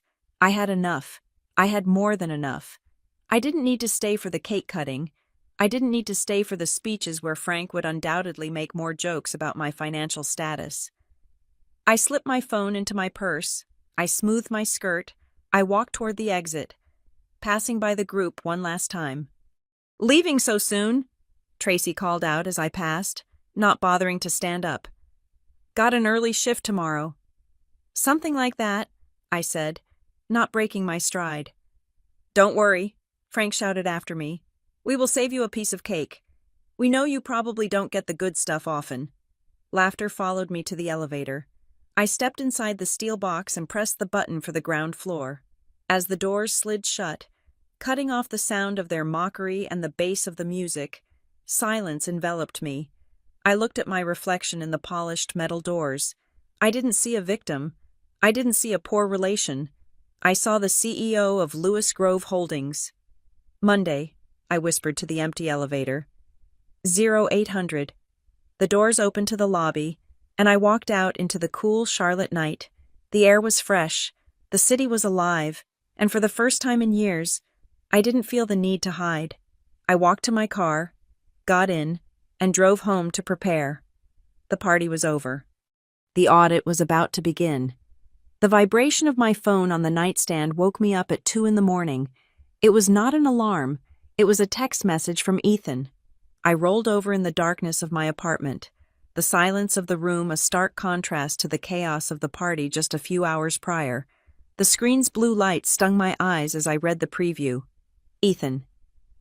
"I am sorry about tonight." The mood got a little weird. "Madison is just stressed about everything being perfect. She thinks you didn't respect the dress code on purpose. She wants me to have a talk with you about boundaries. I told her you were working. Just let's let it cool down." I stared at the words, boundaries. The irony was rich enough to choke on. The woman who had just tried to leverage my brother's employment for a family power grab was lecturing me on boundaries.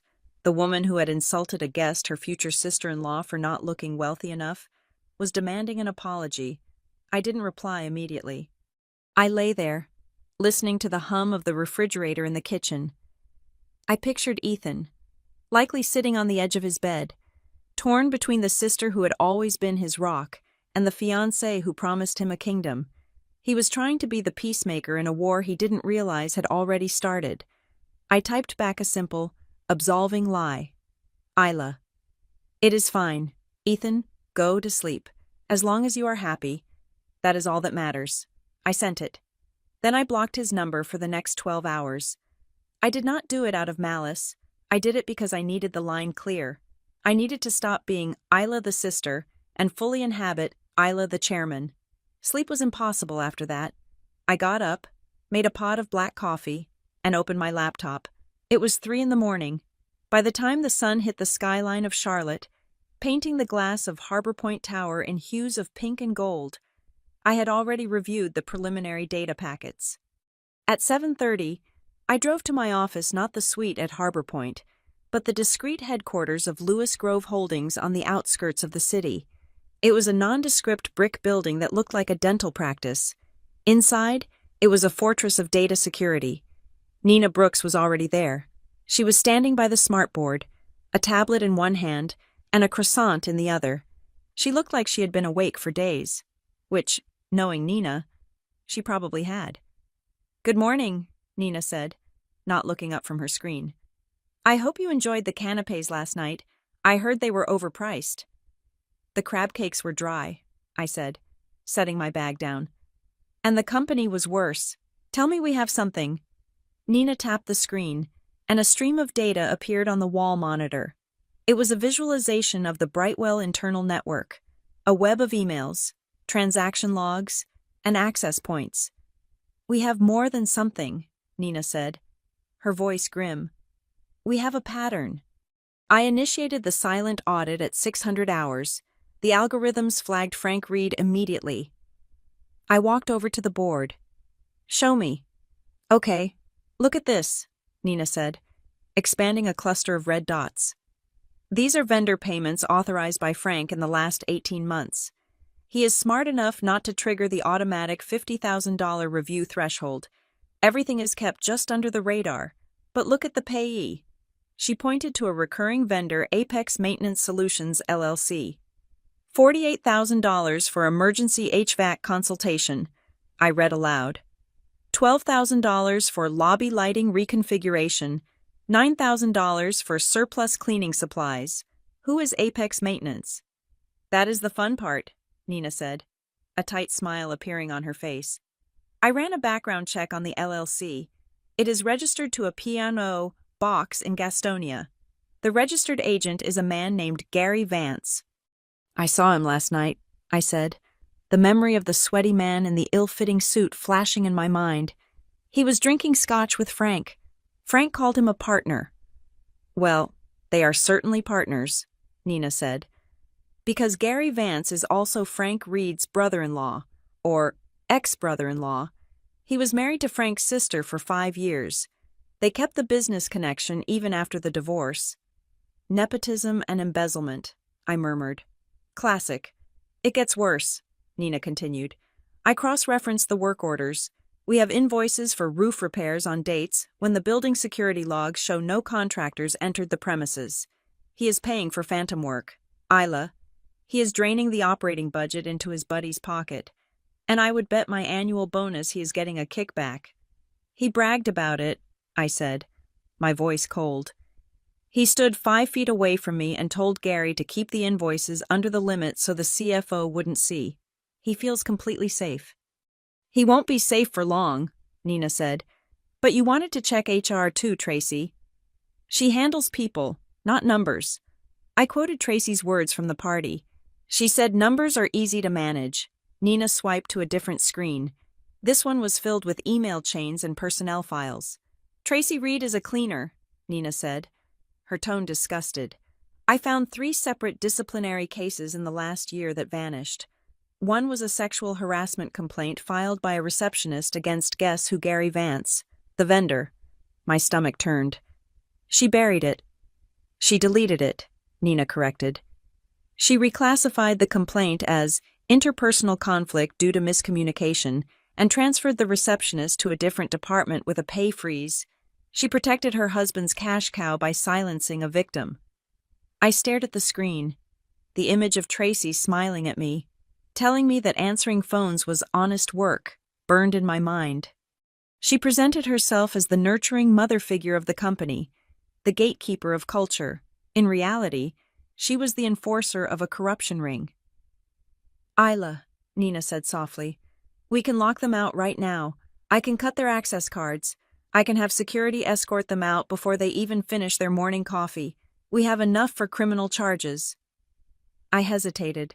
The logical part of me, the part that protected my assets, wanted to drop the hammer immediately. Every minute they stayed in the building was a risk. But then I thought of Ethan. If I fired them now, remotely, without him seeing the truth, the narrative would be spun against me. Madison would tell him I was jealous. Frank would claim it was a misunderstanding or a political hit job. Ethan, blinded by love and his desire for a family, might believe them. He might resent me forever for ruining his future. No, I said. Not yet. I need them to perform one last time. Perform? Nina asked. They think they own the place, I said. Let them act like it. Let them hang themselves in public. Is Madison at the office? Nina checked a live feed. She just badged in. 9:15. She is late. Pull up the security cameras, I ordered, on the monitor. A grainy but clear feed of the 12th floor lobby appeared. I watched as Madison Reed walked off the elevator. She looked different today, at the party. She had been a socialite. Today, she was walking with a swagger that bordered on aggressive. She wasn't just an employee anymore. In her mind, she was the crown princess. I watched her stop at the reception desk. The receptionist, a young woman named Sarah, whom I knew personally because I sent her a gift card when her cat died, smiled and said something. Madison didn't smile back. She leaned over the desk, pointing a finger. I couldn't hear the audio, but the body language was unmistakable. It was dominance. It was the same way she had looked at me on the rooftop. Can we get audio? I asked. 1 second. Nina typed a command. The room filled with the crackle of the lobby microphone. "Need you to clear my calendar for the afternoon," Madison's voice came through, tinny but sharp. "And tell the VP's assistant that I need a slot for a strategy meeting. My fiancé is going to be joining the leadership track, and we need to discuss his trajectory." "I can put in a request, Madison," Sarah stammered. "But the VP is fully booked." "Just tell him it is Madison," she snapped. "He knows who my father is, and frankly, Sarah, fix your blouse. The collar is crooked. It looks unprofessional. We are elevating the brand now." She spun on her heel and marched down the hallway. "She is elevating the brand," Nina repeated, dryly, "by harassing the support staff." "Check Kayla," I said. "She handles social media. What is she posting?" Nina pulled up Instagram on a side monitor. "She posted a story 20 minutes ago. Location tagged Brightwell HQ. The video played. It was Kayla, holding a latte, filming herself in the break room. "Morning, guys," Kayla chirped to the camera. "Back to the grind. But honestly, the vibe is so different now that my sister is officially engaging the future director of engineering.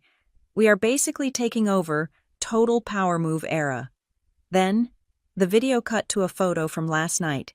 It was the family photo. But cropped. I was gone, cut out of the frame completely. But then, the next slide. It was a candid shot Kayla had taken without me noticing. It showed me standing alone by the fern, looking at my phone, with my hair slightly messy and my dress wrinkled. The caption read, "When the +1 forgets the dress code memo. Awkward charity case." I watched the view count tick up. 100, 200. But then I looked at the comments. Some of Madison's friends were posting laughing emojis, but there were others' comments from accounts I recognized as Brightwell employees. User J99. "Isn't that his sister? That's kinda mean." Admin team lead. "Wow, professionalism." "She is alienating her own colleagues," Nina observed. "They are finding it distasteful." "Good," I said. "Let the resentment build. It will make the transition easier." Just then, a red alert flashed on the main board. "Outgoing call," Nina announced. "Frank Reed's office line. He is calling the vendor. Gary Vance." "Patch it through," I commanded. The room went silent, save for the hum of the servers and the sound of Frank's voice filling the air. He sounded stressed. "Gary, pick up. Pick up." A pause. "Yeah, it is me. Listen, I need you to submit that invoice for the generator maintenance today." "Yes, today." We could hear Gary's muffled voice on the other end. "I thought we were waiting until next month to space it out." "Plans changed," Frank hissed. "I need the cash flow. The wedding deposits are coming up, and Madison wants some specific floral arrangement that costs a fortune. Just bill it as emergency diagnostic. Mark it at $9,500. I will sign it before lunch." "Is it safe, Frank?" Gary asked. "I heard a rumor that the investment group is doing a walkthrough soon." "Don't worry about the investment group," Frank scoffed. "They are absentee landlords. They just cash the checks. Nobody looks at the line items except me. I own this department. Gary, just send the invoice." The line clicked dead. I looked at Nina. She was typing furiously, logging the recording, timestamping it, and saving it to 3 different secure servers.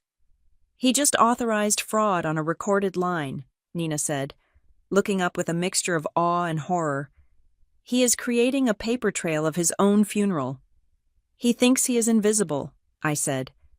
"He thinks the owner is some old man in a suit in New York who doesn't care about $9,000. I stood up and walked to the window. The sun was fully up now. The city was awake.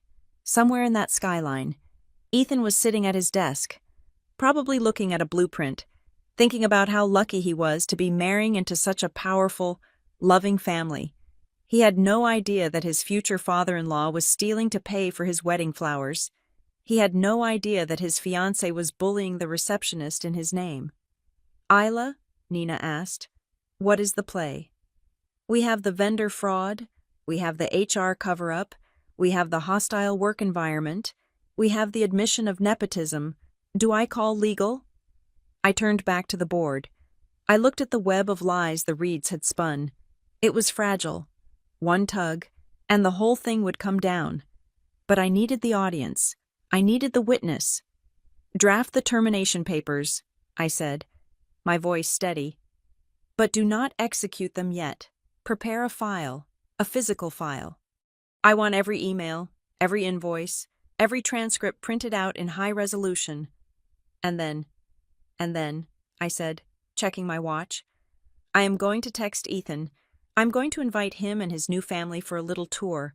I am going to tell them that I have a special engagement gift for them, a meeting with the ownership team to discuss Ethan's bright future. They will walk right into it, Nina said, realizing the plan. They will think you are just trying to impress them with your lowly connections. Exactly, I said. They will think I am begging for scraps.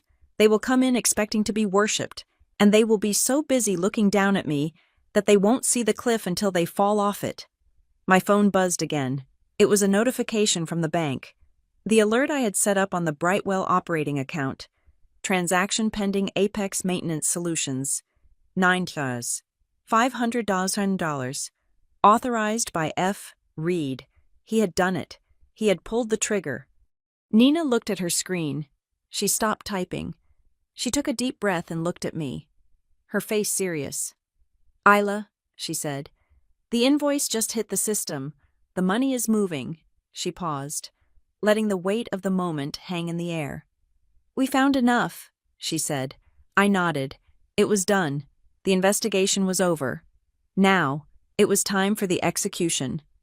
Get the conference room ready, I said, picking up my bag. And Nina, make sure the coffee is hot. I want them to be comfortable when their world ends. The text message I sent to Ethan was carefully crafted. It had to be vague enough to be intriguing, but specific enough to trigger Madison's ambition. Ethan, I know things were tense last night. I want to make it up to you. I have arranged a meeting at Harbor Point Tower this morning with some people who specialize in executive tracking. Consider it an engagement gift. They can help map out your future. I knew exactly how that message would be digested. Ethan would see an olive branch. Madison would see a ladder. I was standing in the cavernous lobby of Harbor Point Tower at 8:45 in the morning. The space was a cathedral of capitalism's 60-foot ceilings, Italian marble floors that clicked sharply under heels, and a security desk that looked more like the command bridge of a starship. The morning rush was tapering off, but the air still hummed with the energy of billion-dollar decisions being made in the elevators. I wore a charcoal suit.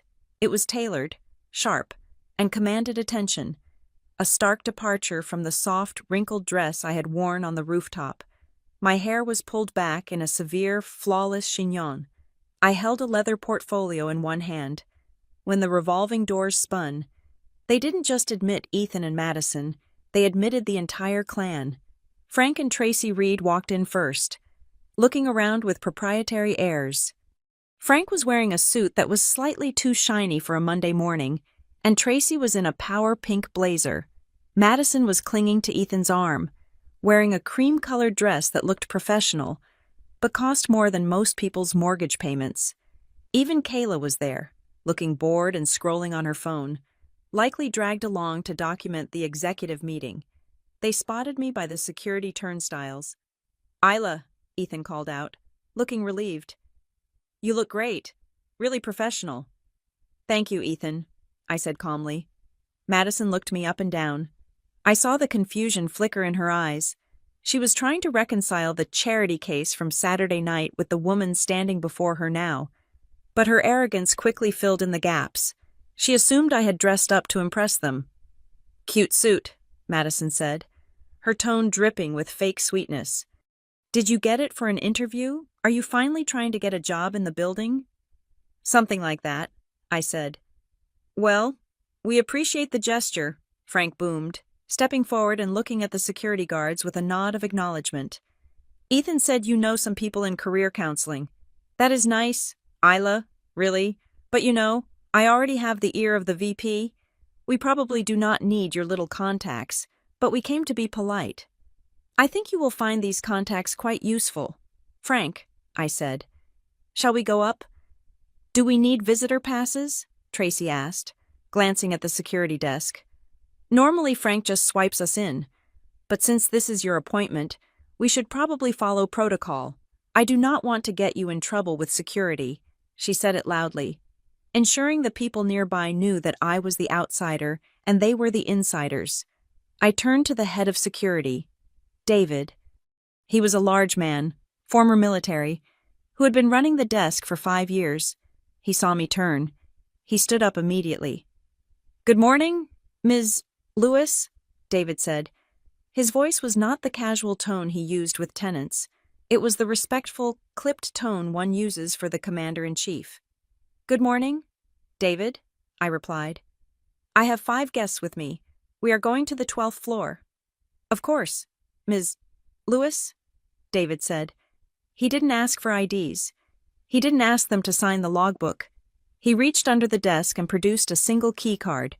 It wasn't the white plastic visitor badge. It was heavy, black matte, with a gold chip embedded in the center. It was the Master Executive Override card. It bypassed all floor locks and summoned the private elevator. David handed it to me with 2 hands. "Elevator A is holding for you." I took the card. "Thank you." I turned back to the group. The silence was deafening. Frank was staring at the black card in my hand. He worked in facilities. He knew what that card was. He knew that even the VP of operations didn't carry that card. That card was for owners and emergency services only. "How did you—" Frank started, then stopped. He looked at David, then back at me. "Isla, did you steal that?" "Don't be ridiculous, Frank," Tracy hissed, though she looked pale. "She probably knows the guard. Maybe they date. It is the only explanation." "Let's go," I said. Walking toward the bank of elevators, I approached the far left elevator, the one marked Executive Use Only. I tapped the black card against the reader. The doors slid open instantly, revealing a wood-paneled interior that smelled of lemon oil and money. We piled in. The space was tight. Ethan stood next to me, looking nervous. Madison was on my other side, her perfume cloying in the small space. I pressed the button for the 12th floor. The button didn't light up white like the others. It glowed a deep, authoritative blue. "Isla," Madison whispered, her voice laced with sudden anxiety. "The 12th floor is the C-suite. That is where the CEO's office is. Are you sure we are allowed up there? If we get caught trespassing, it could ruin Ethan's reputation before he even starts." "We are not trespassing," I said, staring straight ahead at the metal doors. "You do not understand," Frank said, sweat beginning to bead on his forehead. "They have silent alarms up there. If you are taking us to a janitor's closet or a break room to meet some mid-level HR friend of yours, we need to get off on the 11th floor and walk up the stairs. We cannot take the executive lift." "Relax, Frank," I said. "You said Brightwell is your home turf. You should feel comfortable anywhere in the building." The elevator shot upward. My stomach didn't drop, but I saw Tracy grab the handrail. Ding! The doors slid open. We weren't in a hallway. The executive elevator opened directly into the private lobby of the leadership suite. The carpet was thick enough to silence footsteps. The walls were glass, offering a view of the city that made the rooftop bar look cheap. And standing there, waiting in the center of the room like a welcoming committee, were 2 people. On the left was Marcus, the CEO of Brightwell Analytics, a man Frank Reed had probably only seen from a distance at holiday parties. On the right was Nina Brooks, my COO. Frank made a noise that sounded like a dying radiator. "Mr. Sterling," he stammered, looking at the CEO. Madison froze. She recognized the CEO instantly. Her hand flew to her mouth. Marcus didn't look at Frank. He didn't look at Madison. He looked directly at me. He stepped forward, extended his hand, and bowed his head slightly. "Good morning, Ms. Lewis," Marcus said. "We are ready for you." Nina stepped forward next, holding a thick file folder. She didn't smile. She looked at the group with the cold, predatory gaze of a shark circling a life raft. "All distinct entities are present, ma'am," Nina said to me. "Conference room A is prepped." I stepped out of the elevator, The click of my heels on the marble threshold echoed like a gunshot. "Thank you, Marcus. Thank you, Nina," I said. I turned to the Reeds. They were still huddled in the elevator, looking like deer caught in the headlights of a semi-truck. "Please," I said, gesturing to the open expanse of the executive suite. "Step into my office." Madison was the first to move. She stepped out, her legs trembling. She looked at the signage on the wall behind the reception desk. It was a tasteful, brushed steel logo, Lewis Grove Holdings. Then she looked at me.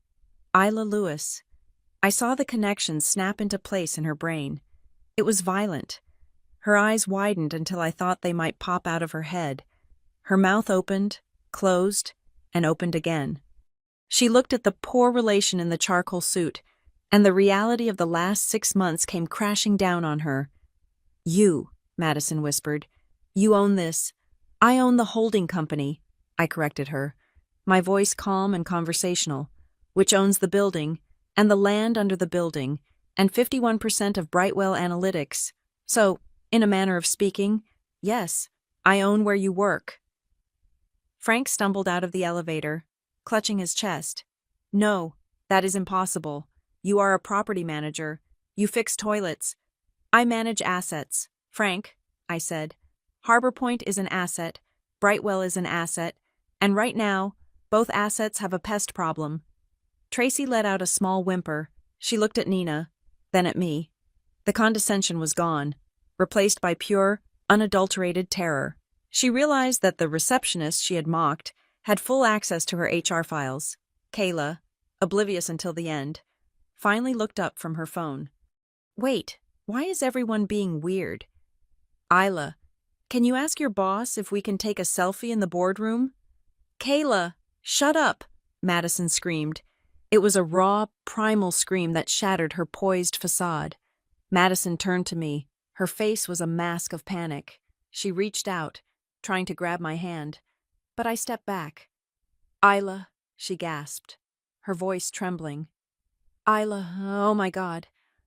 I had no idea.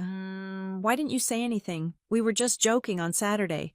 You know that, right? It is just family banter. We love you." "Do not," I said. I didn't raise my voice. I didn't have to. The temperature in the room dropped 10 degrees. "Do not insult my intelligence, Madison. Poor people ruin the photos.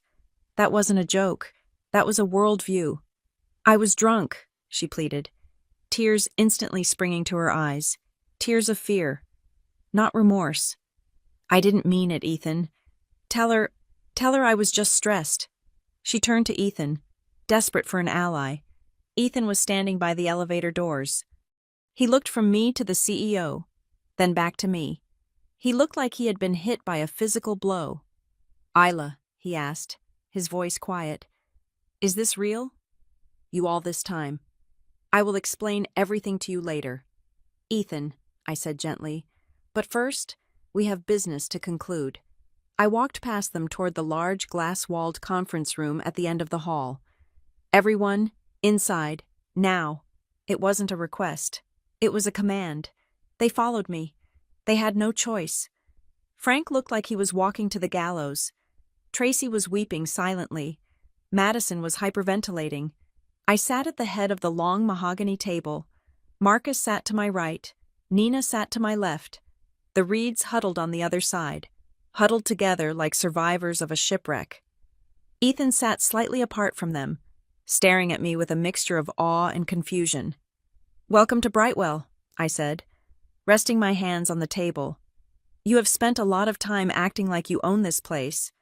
Today, we are going to look at the receipts." The door opened, and a man walked in. He was tall, wearing a suit that cost more than Frank's car, and carrying a leather briefcase. It was Derek Shaw, my lead counsel. The air in the room shifted from social awkwardness to legal danger. Derek didn't look at the Reeds. He walked straight to me, placed a heavy folder on the table, and opened it. "The documentation is finalized, Ms. Lewis," Derek said. His voice was smooth, professional, and terrifying. I slid the folder across the polished wood. It stopped directly in front of Frank Reed. "What is this?" Frank whispered, That, I said, leaning forward, is the invoice for $9,500 you authorized this morning to Apex Maintenance Solutions, along with the bank records linking Gary Vance to your personal account, and the affidavits from 3 other vendors stating you solicited kickbacks. Frank went gray. And underneath that, I continued, looking at Tracy, are the recovered emails from the HR server, the ones you thought you deleted, the ones where you instructed your team to bury sexual harassment complaints to protect your husband's network. Tracy put her head in her hands and sobbed. And finally, I said, looking at Madison, there is a transcript of your conversation from the lobby this morning, the one where you threatened a receptionist and tried to leverage a non-existent promotion for my brother. Madison went silent. She stared at the folder as if it were a bomb. I told you I had an engagement gift, I said, my voice cutting through the silence. The gift is the truth, and the truth is, you are not a dynasty. You are a liability. I looked at Ethan. He was staring at the folder, then at Madison. The realization was dawning on him. He wasn't marrying into a powerful family. He was being used as a human shield for a criminal enterprise. Open it, Frank, I said. Read the first page. It is a termination notice, for all of you. The silence in the conference room was not the silence of peace. It was the silence of a pressure cooker right before the seal blows. The file folder lay open on the mahogany table, exposing the anatomy of the Reed's corruption like a dissected frog. For a moment, I thought they might have the decency to be ashamed. I thought Frank might hang his head, or Tracy might apologize for the ethical rot she had presided over. I was naive. When you corner a narcissist with the truth, they do not repent. They attack. Tracy was the first to recover. She wiped the tears from her cheeks with a speed that suggested they had never been real in the first place. She sat up straighter, smoothing her pink blazer, and looked at me with a gaze that was no longer terrified, but disappointed. It was a masterclass in manipulation. Isla, she began, her voice trembling with a carefully curated vibrato, I am shocked. Not at the accusations, but at you. Is this how you handle family? You ambush us. You entrap us. I did not entrap you, Tracy, I said calmly. I simply turned on the lights. You are tearing this family apart, she continued, her volume rising. Think about Ethan. Think about your brother. He is finally happy. He finally has a support system, and you are willing to burn it all down because of what? A few accounting errors, a few misplaced invoices. She turned to Ethan, reaching across the table to grab his hand. Ethan pulled his hand back as if she were a hot stove. Tracy didn't flinch. Ethan, honey, she pleaded. Look at her. She is jealous. She has always been the odd one out, hasn't she? She cannot stand seeing you succeed. She cannot stand seeing you loved. If she files these charges, if she fires us, she destroys your wedding. She destroys your future. She will make you hate her forever. Is that what you want? Isla. To lose your brother. It was a low blow. It was a soft threat wrapped in concern. She was holding my relationship with Ethan hostage. I looked at Ethan. He was pale, his eyes darting between the evidence on the table and the woman who had claimed to be his second mother. He didn't speak. He was processing the reality that his support system was actually a parasite. Before I could respond, Frank slammed his hand on the table. Oh, cut the drama. Tracy, Frank barked. He looked at me, his face flushed red, his eyes hard. He decided to take a different route, the fellow conspirator approach. Look, Isla, Frank said, his voice dropping to a gravelly, man-to-man tone. Let's cut the crap. You are a businesswoman. You own the holding company. You know how the sausage is made. The sausage, I repeated, should not involve $48,000 in kickbacks to your brother-in-law. It is the cost of doing business, Frank argued, gesturing wildly. Everyone does it. Every vendor manager in this city takes a little slice off the top. It greases the wheels. It ensures priority service. I made sure those generators were serviced first, didn't I? I kept this building running. So what if I took a little commission? I'm keeping the asset valuable for you. He leaned back, crossing his arms. You should be thanking me. Instead, you are acting like some self-righteous saint. You think your other property managers are clean? Grow up, kid. This is the real world. You scratch my back, I scratch yours. That is how wealth is built. That is how prison sentences are built, Frank, I said coldly. At Lewis Grove Holdings, we do not steal from ourselves, and we certainly do not call theft a commission. You are bluffing, Frank sneered. You won't call the cops. It would be a PR nightmare for Brightwell. Director of Facilities arrested for fraud. Stock prices would dip. You are too smart to hurt your own wallet. I am willing to take a short-term loss for a long-term gain, I countered. Removing a tumor is always painful, but it is necessary for survival. I will ruin you, a voice chirped from the end of the table. We all turned. Kayla was holding her phone up. The camera lens pointed directly at me. The red recording light was blinking. I am live right now, Kayla announced, her voice shaking with adrenaline. I have 20,000 followers, Isla, and I'm going to tell them everything. Billionaire owner abuses power to fire her brother's fiance's family. Rich girl evicts struggling employees just for clout. The internet eats the rich. Isla, by noon, you will be cancelled. Brightwell will be boycotted. She smirked, looking at the screen. Say hi to the stream. Isla, tell them why you hate working-class people. It was a weaponized narrative. She was trying to use the very victimhood she despised to destroy me.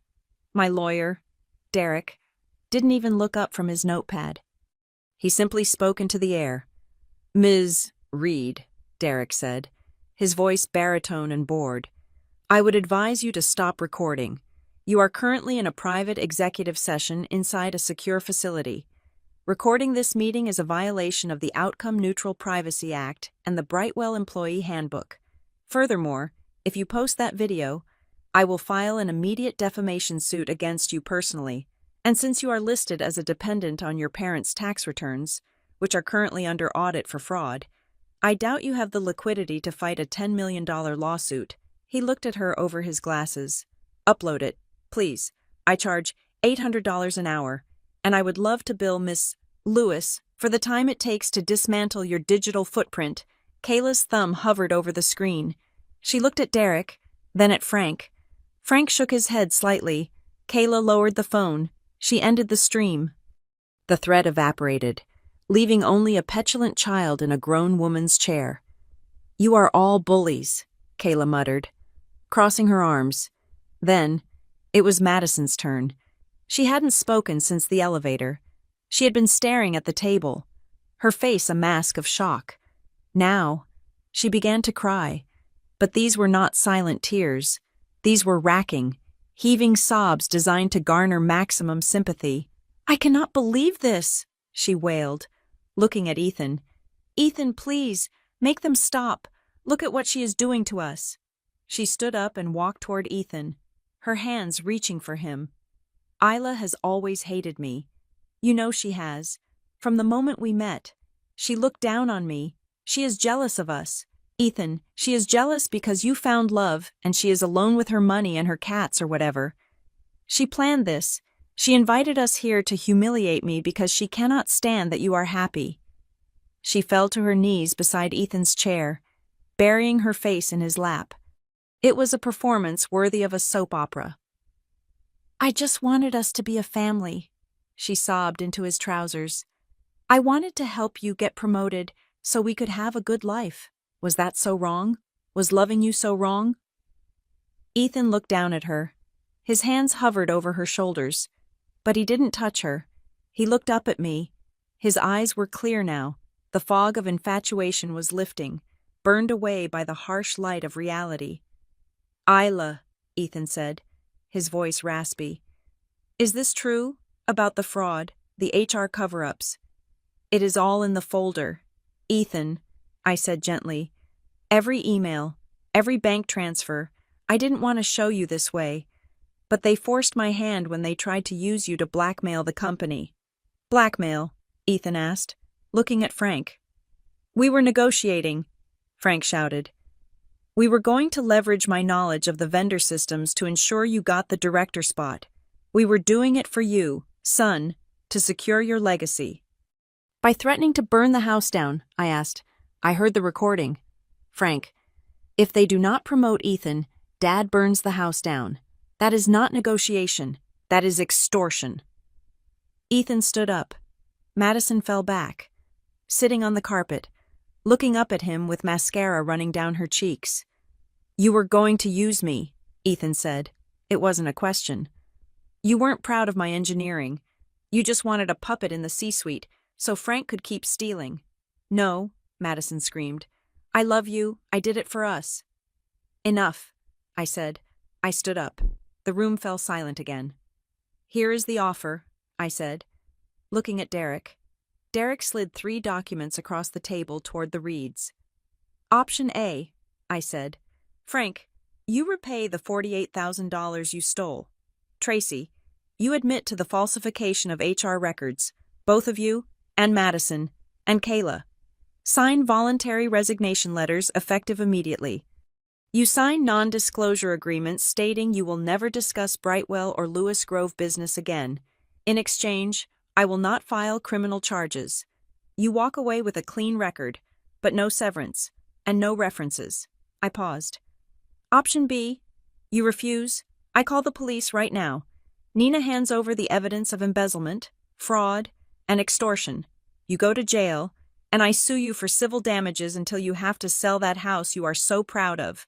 The room was heavy with the weight of the choice. It was a mercy they didn't deserve, but I was doing it for Ethan. I didn't want his engagement to end with his fiancée in handcuffs. Frank started, his bluster gone. He looked at the document. He looked at the restitution amount. I do not have $48,000 in cash. I spent it on the wedding deposits. Then I suggest you get a refund on the flowers, I said. Just then, the door to the conference room opened. A young man, an intern named Kevin, walked in carrying a silver pitcher of water. He looked terrified to be interrupting, but the meeting had gone on for an hour and the glasses were empty. Excuse me, Kevin whispered. I just brought fresh water. He moved quickly to the table. As he reached over to fill Madison's glass, she was back in her chair now, wiping her eyes. His hand shook slightly. A few drops of water splashed onto the sleeve of Madison's cream dress. It was nothing, a minor accident. Water dries. But Madison reacted on instinct. The mask of the weeping victim vanished instantly, replaced by the face of the bully I had met on the rooftop. You idiot! She shrieked. She shoved Kevin's arm away violently. The pitcher wobbled, and more water spilled onto the table. Look what you did, she screamed, jumping up. This is silk. Do you have any idea how much this costs, you stupid, clumsy little... She stopped. She froze. The echo of her voice bounced off the glass walls. She slowly looked around the room. Derek was watching her with an eyebrow raised. Nina looked disgusted. Frank and Tracy looked defeated, but Ethan was looking at her with an expression I had never seen on his face before. It wasn't anger. It was total, absolute recognition. He saw her, finally. He saw that she wasn't stressed. She wasn't drunk. She wasn't protecting her family. She was simply a cruel person who believed she was entitled to abuse anyone she deemed beneath her. Kevin, the intern, was trembling. I am so sorry. Miss, I will get a towel. Leave it, Kevin, Ethan said. His voice was quiet, but it commanded the room. You are fine. Thank you for the water. Kevin nodded and backed out of the room, closing the door. Ethan looked at Madison. She was breathing hard, her chest heaving, realizing her mistake. It was an accident, she stammered, trying to find the victim mask again. I am just so upset. Ethan? My nerves are fried. I didn't mean to yell. Ethan walked around the table. He stood in front of her. He didn't touch her. You told me you loved my family, Ethan said, but you mocked my sister because of her clothes. You told me you respected the company, but you treat the staff like garbage. You told me you wanted to build a life with me.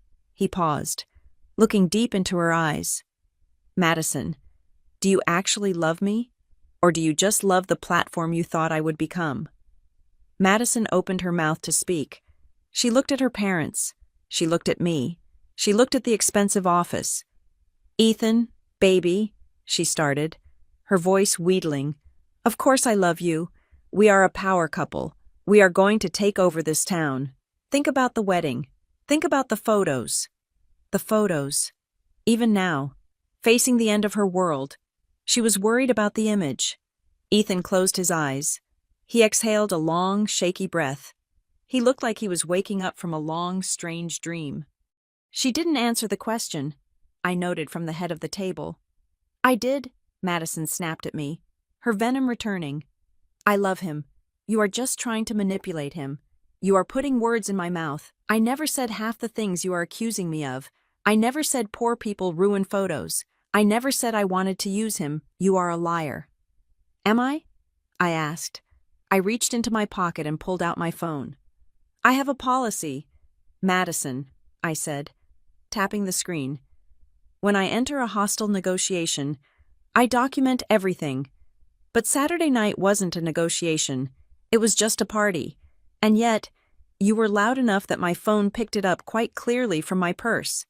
I placed the phone in the center of the table, right next to the termination papers. I pressed play. The audio was crisp, the background noise of the party, the music. The chatter faded away as Madison's voice cut through the room, unmistakably hers. Poor people ruin the photos. Isla. There was a pause in the recording. Then, her voice again, the whisper I had captured on the rooftop. Just try to stay out of the background. Okay. Then, a rustle, and another clip from later that night, the one I had recorded when I was hiding near the plants.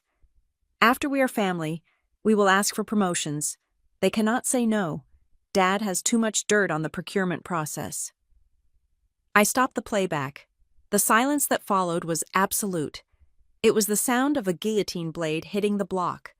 Madison stared at the phone. Her face was drained of color. There was no defense left. No, I was drunk. No, it was a joke. The malice was recorded in high definition. I looked at Ethan. He was staring at the phone, then at the ring on Madison's finger. The background, Ethan whispered, repeating her words. You told her to stay out of the background. He looked at me. She is the owner, Madison. She is the foreground. We were the background the whole time. He turned to Madison. His hands were shaking, but his voice was steady. I think, Ethan said, we need to talk about the ring. The silence that followed the recording was heavier than the steel beams holding up Harbor Point Tower. Madison's voice, tinny and cruel, seemed to hang in the recycled air of the conference room. Poor people ruin the photos.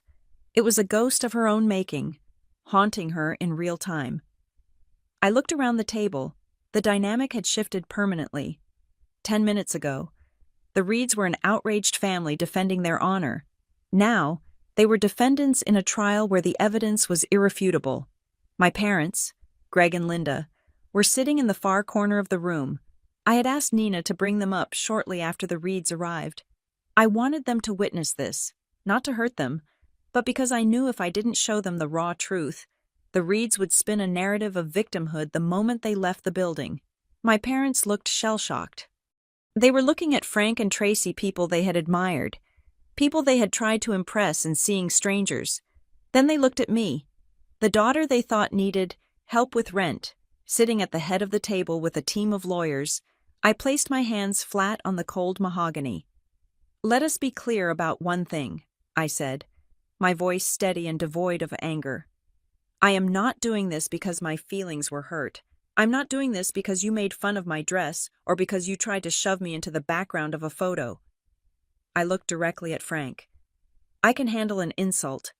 Frank, I have been underestimated my entire life, but what I cannot handle, and what Lewis Grove Holdings will not tolerate, is theft. What I will not tolerate is a culture of fear that silences victims of harassment.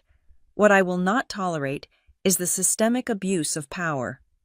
I nodded to Derek. He slid the final page of the document across the table.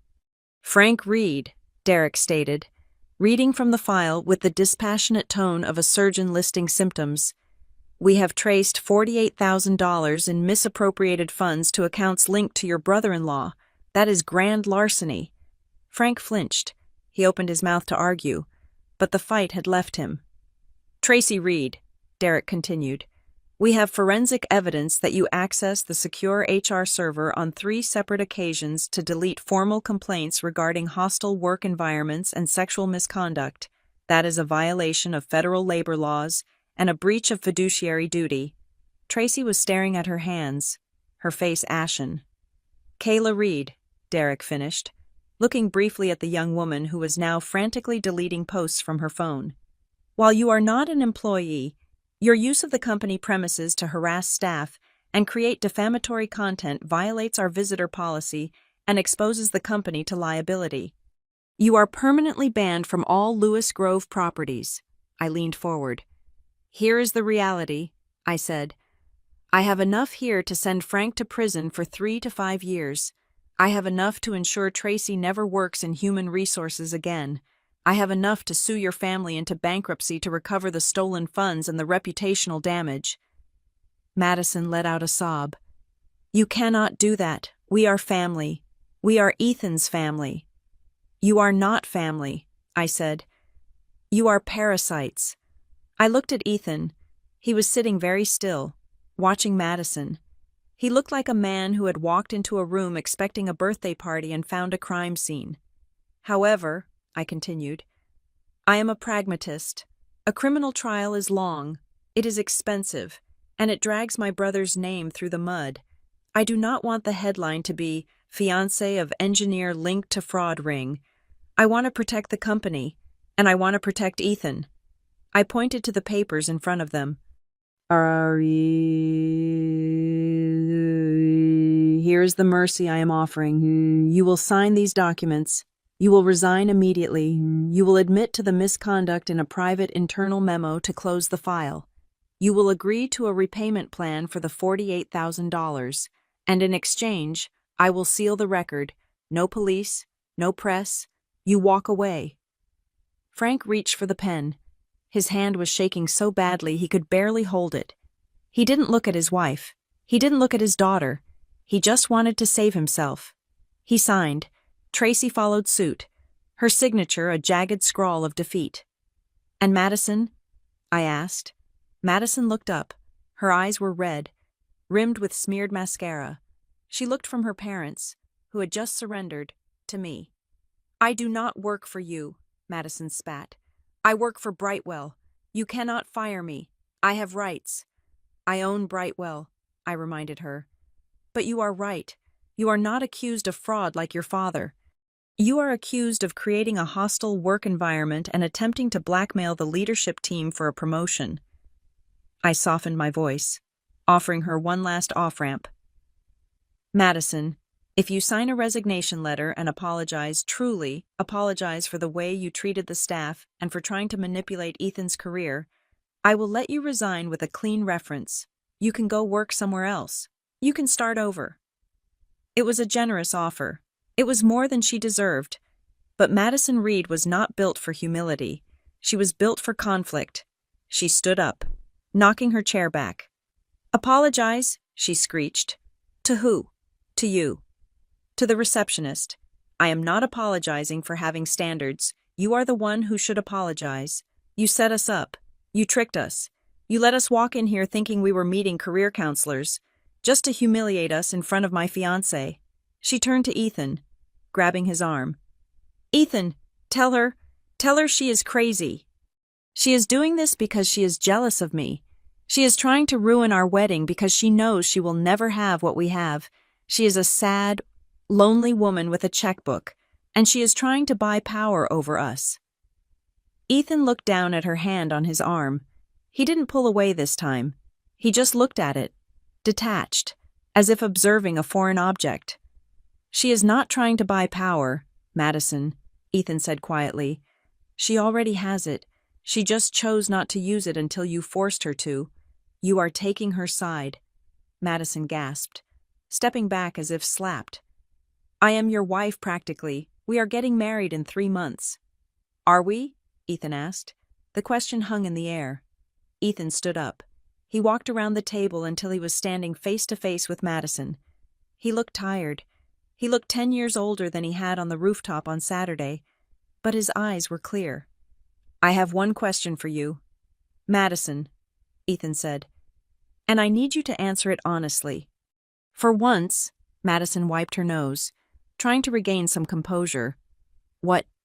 If we were not in this office, Ethan said, if Isla was not the owner, if she was exactly who you thought she was, a receptionist who lived paycheck to paycheck, who drove an old car and wore a simple dress, if she was a nobody in your eyes, he paused, his voice cracking slightly, would you still think the things you said to her were okay?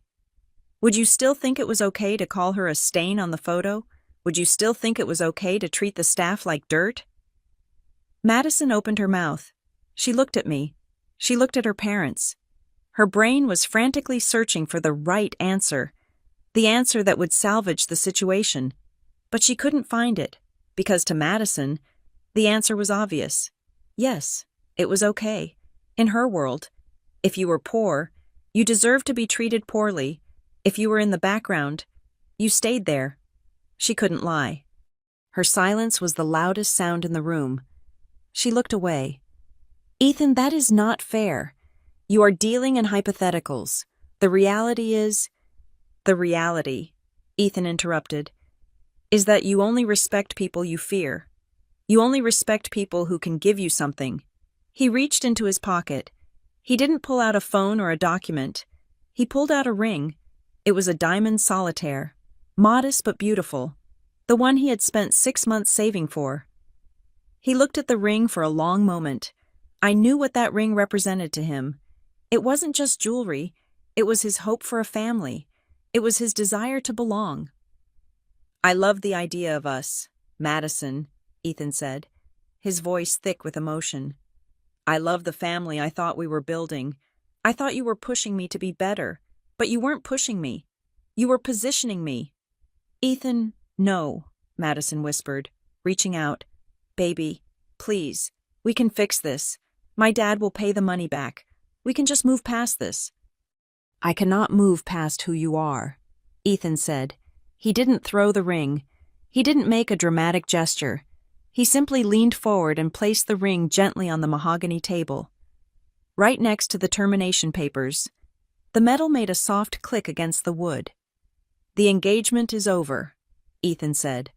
Madison stared at the ring. Then she let out a sound that was half scream, half sob. She collapsed into her chair, burying her face in her hands. Frank and Tracy stood up, looking defeated and small. They gathered their things, the unsigned contracts, the shreds of their dignity, and moved toward the door. Come on, Madison, Tracy said, her voice hollow. Let's go. I am not leaving, Madison wailed. He loves me. He loved the version of you that didn't exist, I said from the head of the table. Nina, please escort them out. Their access badges have already been deactivated. Nina nodded and opened the door. This way. Security is waiting at the elevator. The Reeds shuffled out. Madison had to be practically carried by her father, still sobbing, still blaming everyone but herself. The door clicked shut, and the sudden silence in the room was profound. It was just me, Ethan, and our parents. Ethan stood by the window, looking out at the city view. His shoulders were slumped. My mother, Linda, stood up slowly. She walked over to me. She looked at the office, the expensive furniture, the name on the wall. Then she looked at me. For the first time in 29 years, she wasn't looking at Isla the difficult one, or Isla the project. She was looking at Isla, the woman who had just dismantled a corruption ring and saved her brother from a disastrous marriage. Isla, she said, her voice trembling. We didn't know. You never asked, I said simply. I know, she whispered. Tears welled in her eyes. We were so busy worrying about you, thinking you were struggling, that we never stopped to see if you were actually soaring. We underestimated you, and I am so sorry. My father nodded, looking ashamed. We thought Ethan was the one who needed our pride. We didn't realize you were the one carrying the weight. I do not need your pride, Dad, I said, standing up. I just needed you to respect me, even when I was wearing the wrinkled dress. I walked over to Ethan. I put a hand on his shoulder. He didn't turn around, but he covered my hand with his. Thank you, he whispered. It hurts like hell. Isla. But thank you. I know, I said. But better a sharp pain now than a lifetime of bleeding. I looked at the ring still sitting on the table. It was a symbol of a bullet dodged. I have to get back to work, I said. Marcus needs to issue a statement to the staff about the leadership changes. You guys take the conference room. Take your time. I walked toward the door. Isla, Ethan called out. I turned back. What now? He asked. What happens to them? They become what they always were, I said. Irrelevant. I opened the door and stepped out into the hallway. The hum of the office greeted me. Phones were ringing, people were typing, the business was moving forward, cleaner and stronger than it had been an hour ago. I didn't smile. I didn't feel a surge of triumph. Revenge is a hot, burning thing, and I felt cool. This wasn't revenge. Revenge is about inflicting pain. This was about restoring balance. I didn't need to destroy them. I just needed to put the truth in its proper place and let gravity do the rest. I walked toward the elevator, my heels clicking on the floor, ready for the next meeting. Thank you so much for listening to this story. I hope you enjoyed seeing justice served cold. I would love to know where you are tuning in from today. Are you listening on your commute, at the gym, or maybe relaxing at home? Drop a comment below and let's get a conversation started. If you enjoyed Isla's journey, please make sure to subscribe to Maya Revenge Stories. Hit that like button and smash the hype button so we can get this story out to more people who need a little reminder that sometimes the person in the background is the one running the show. See you in the next story.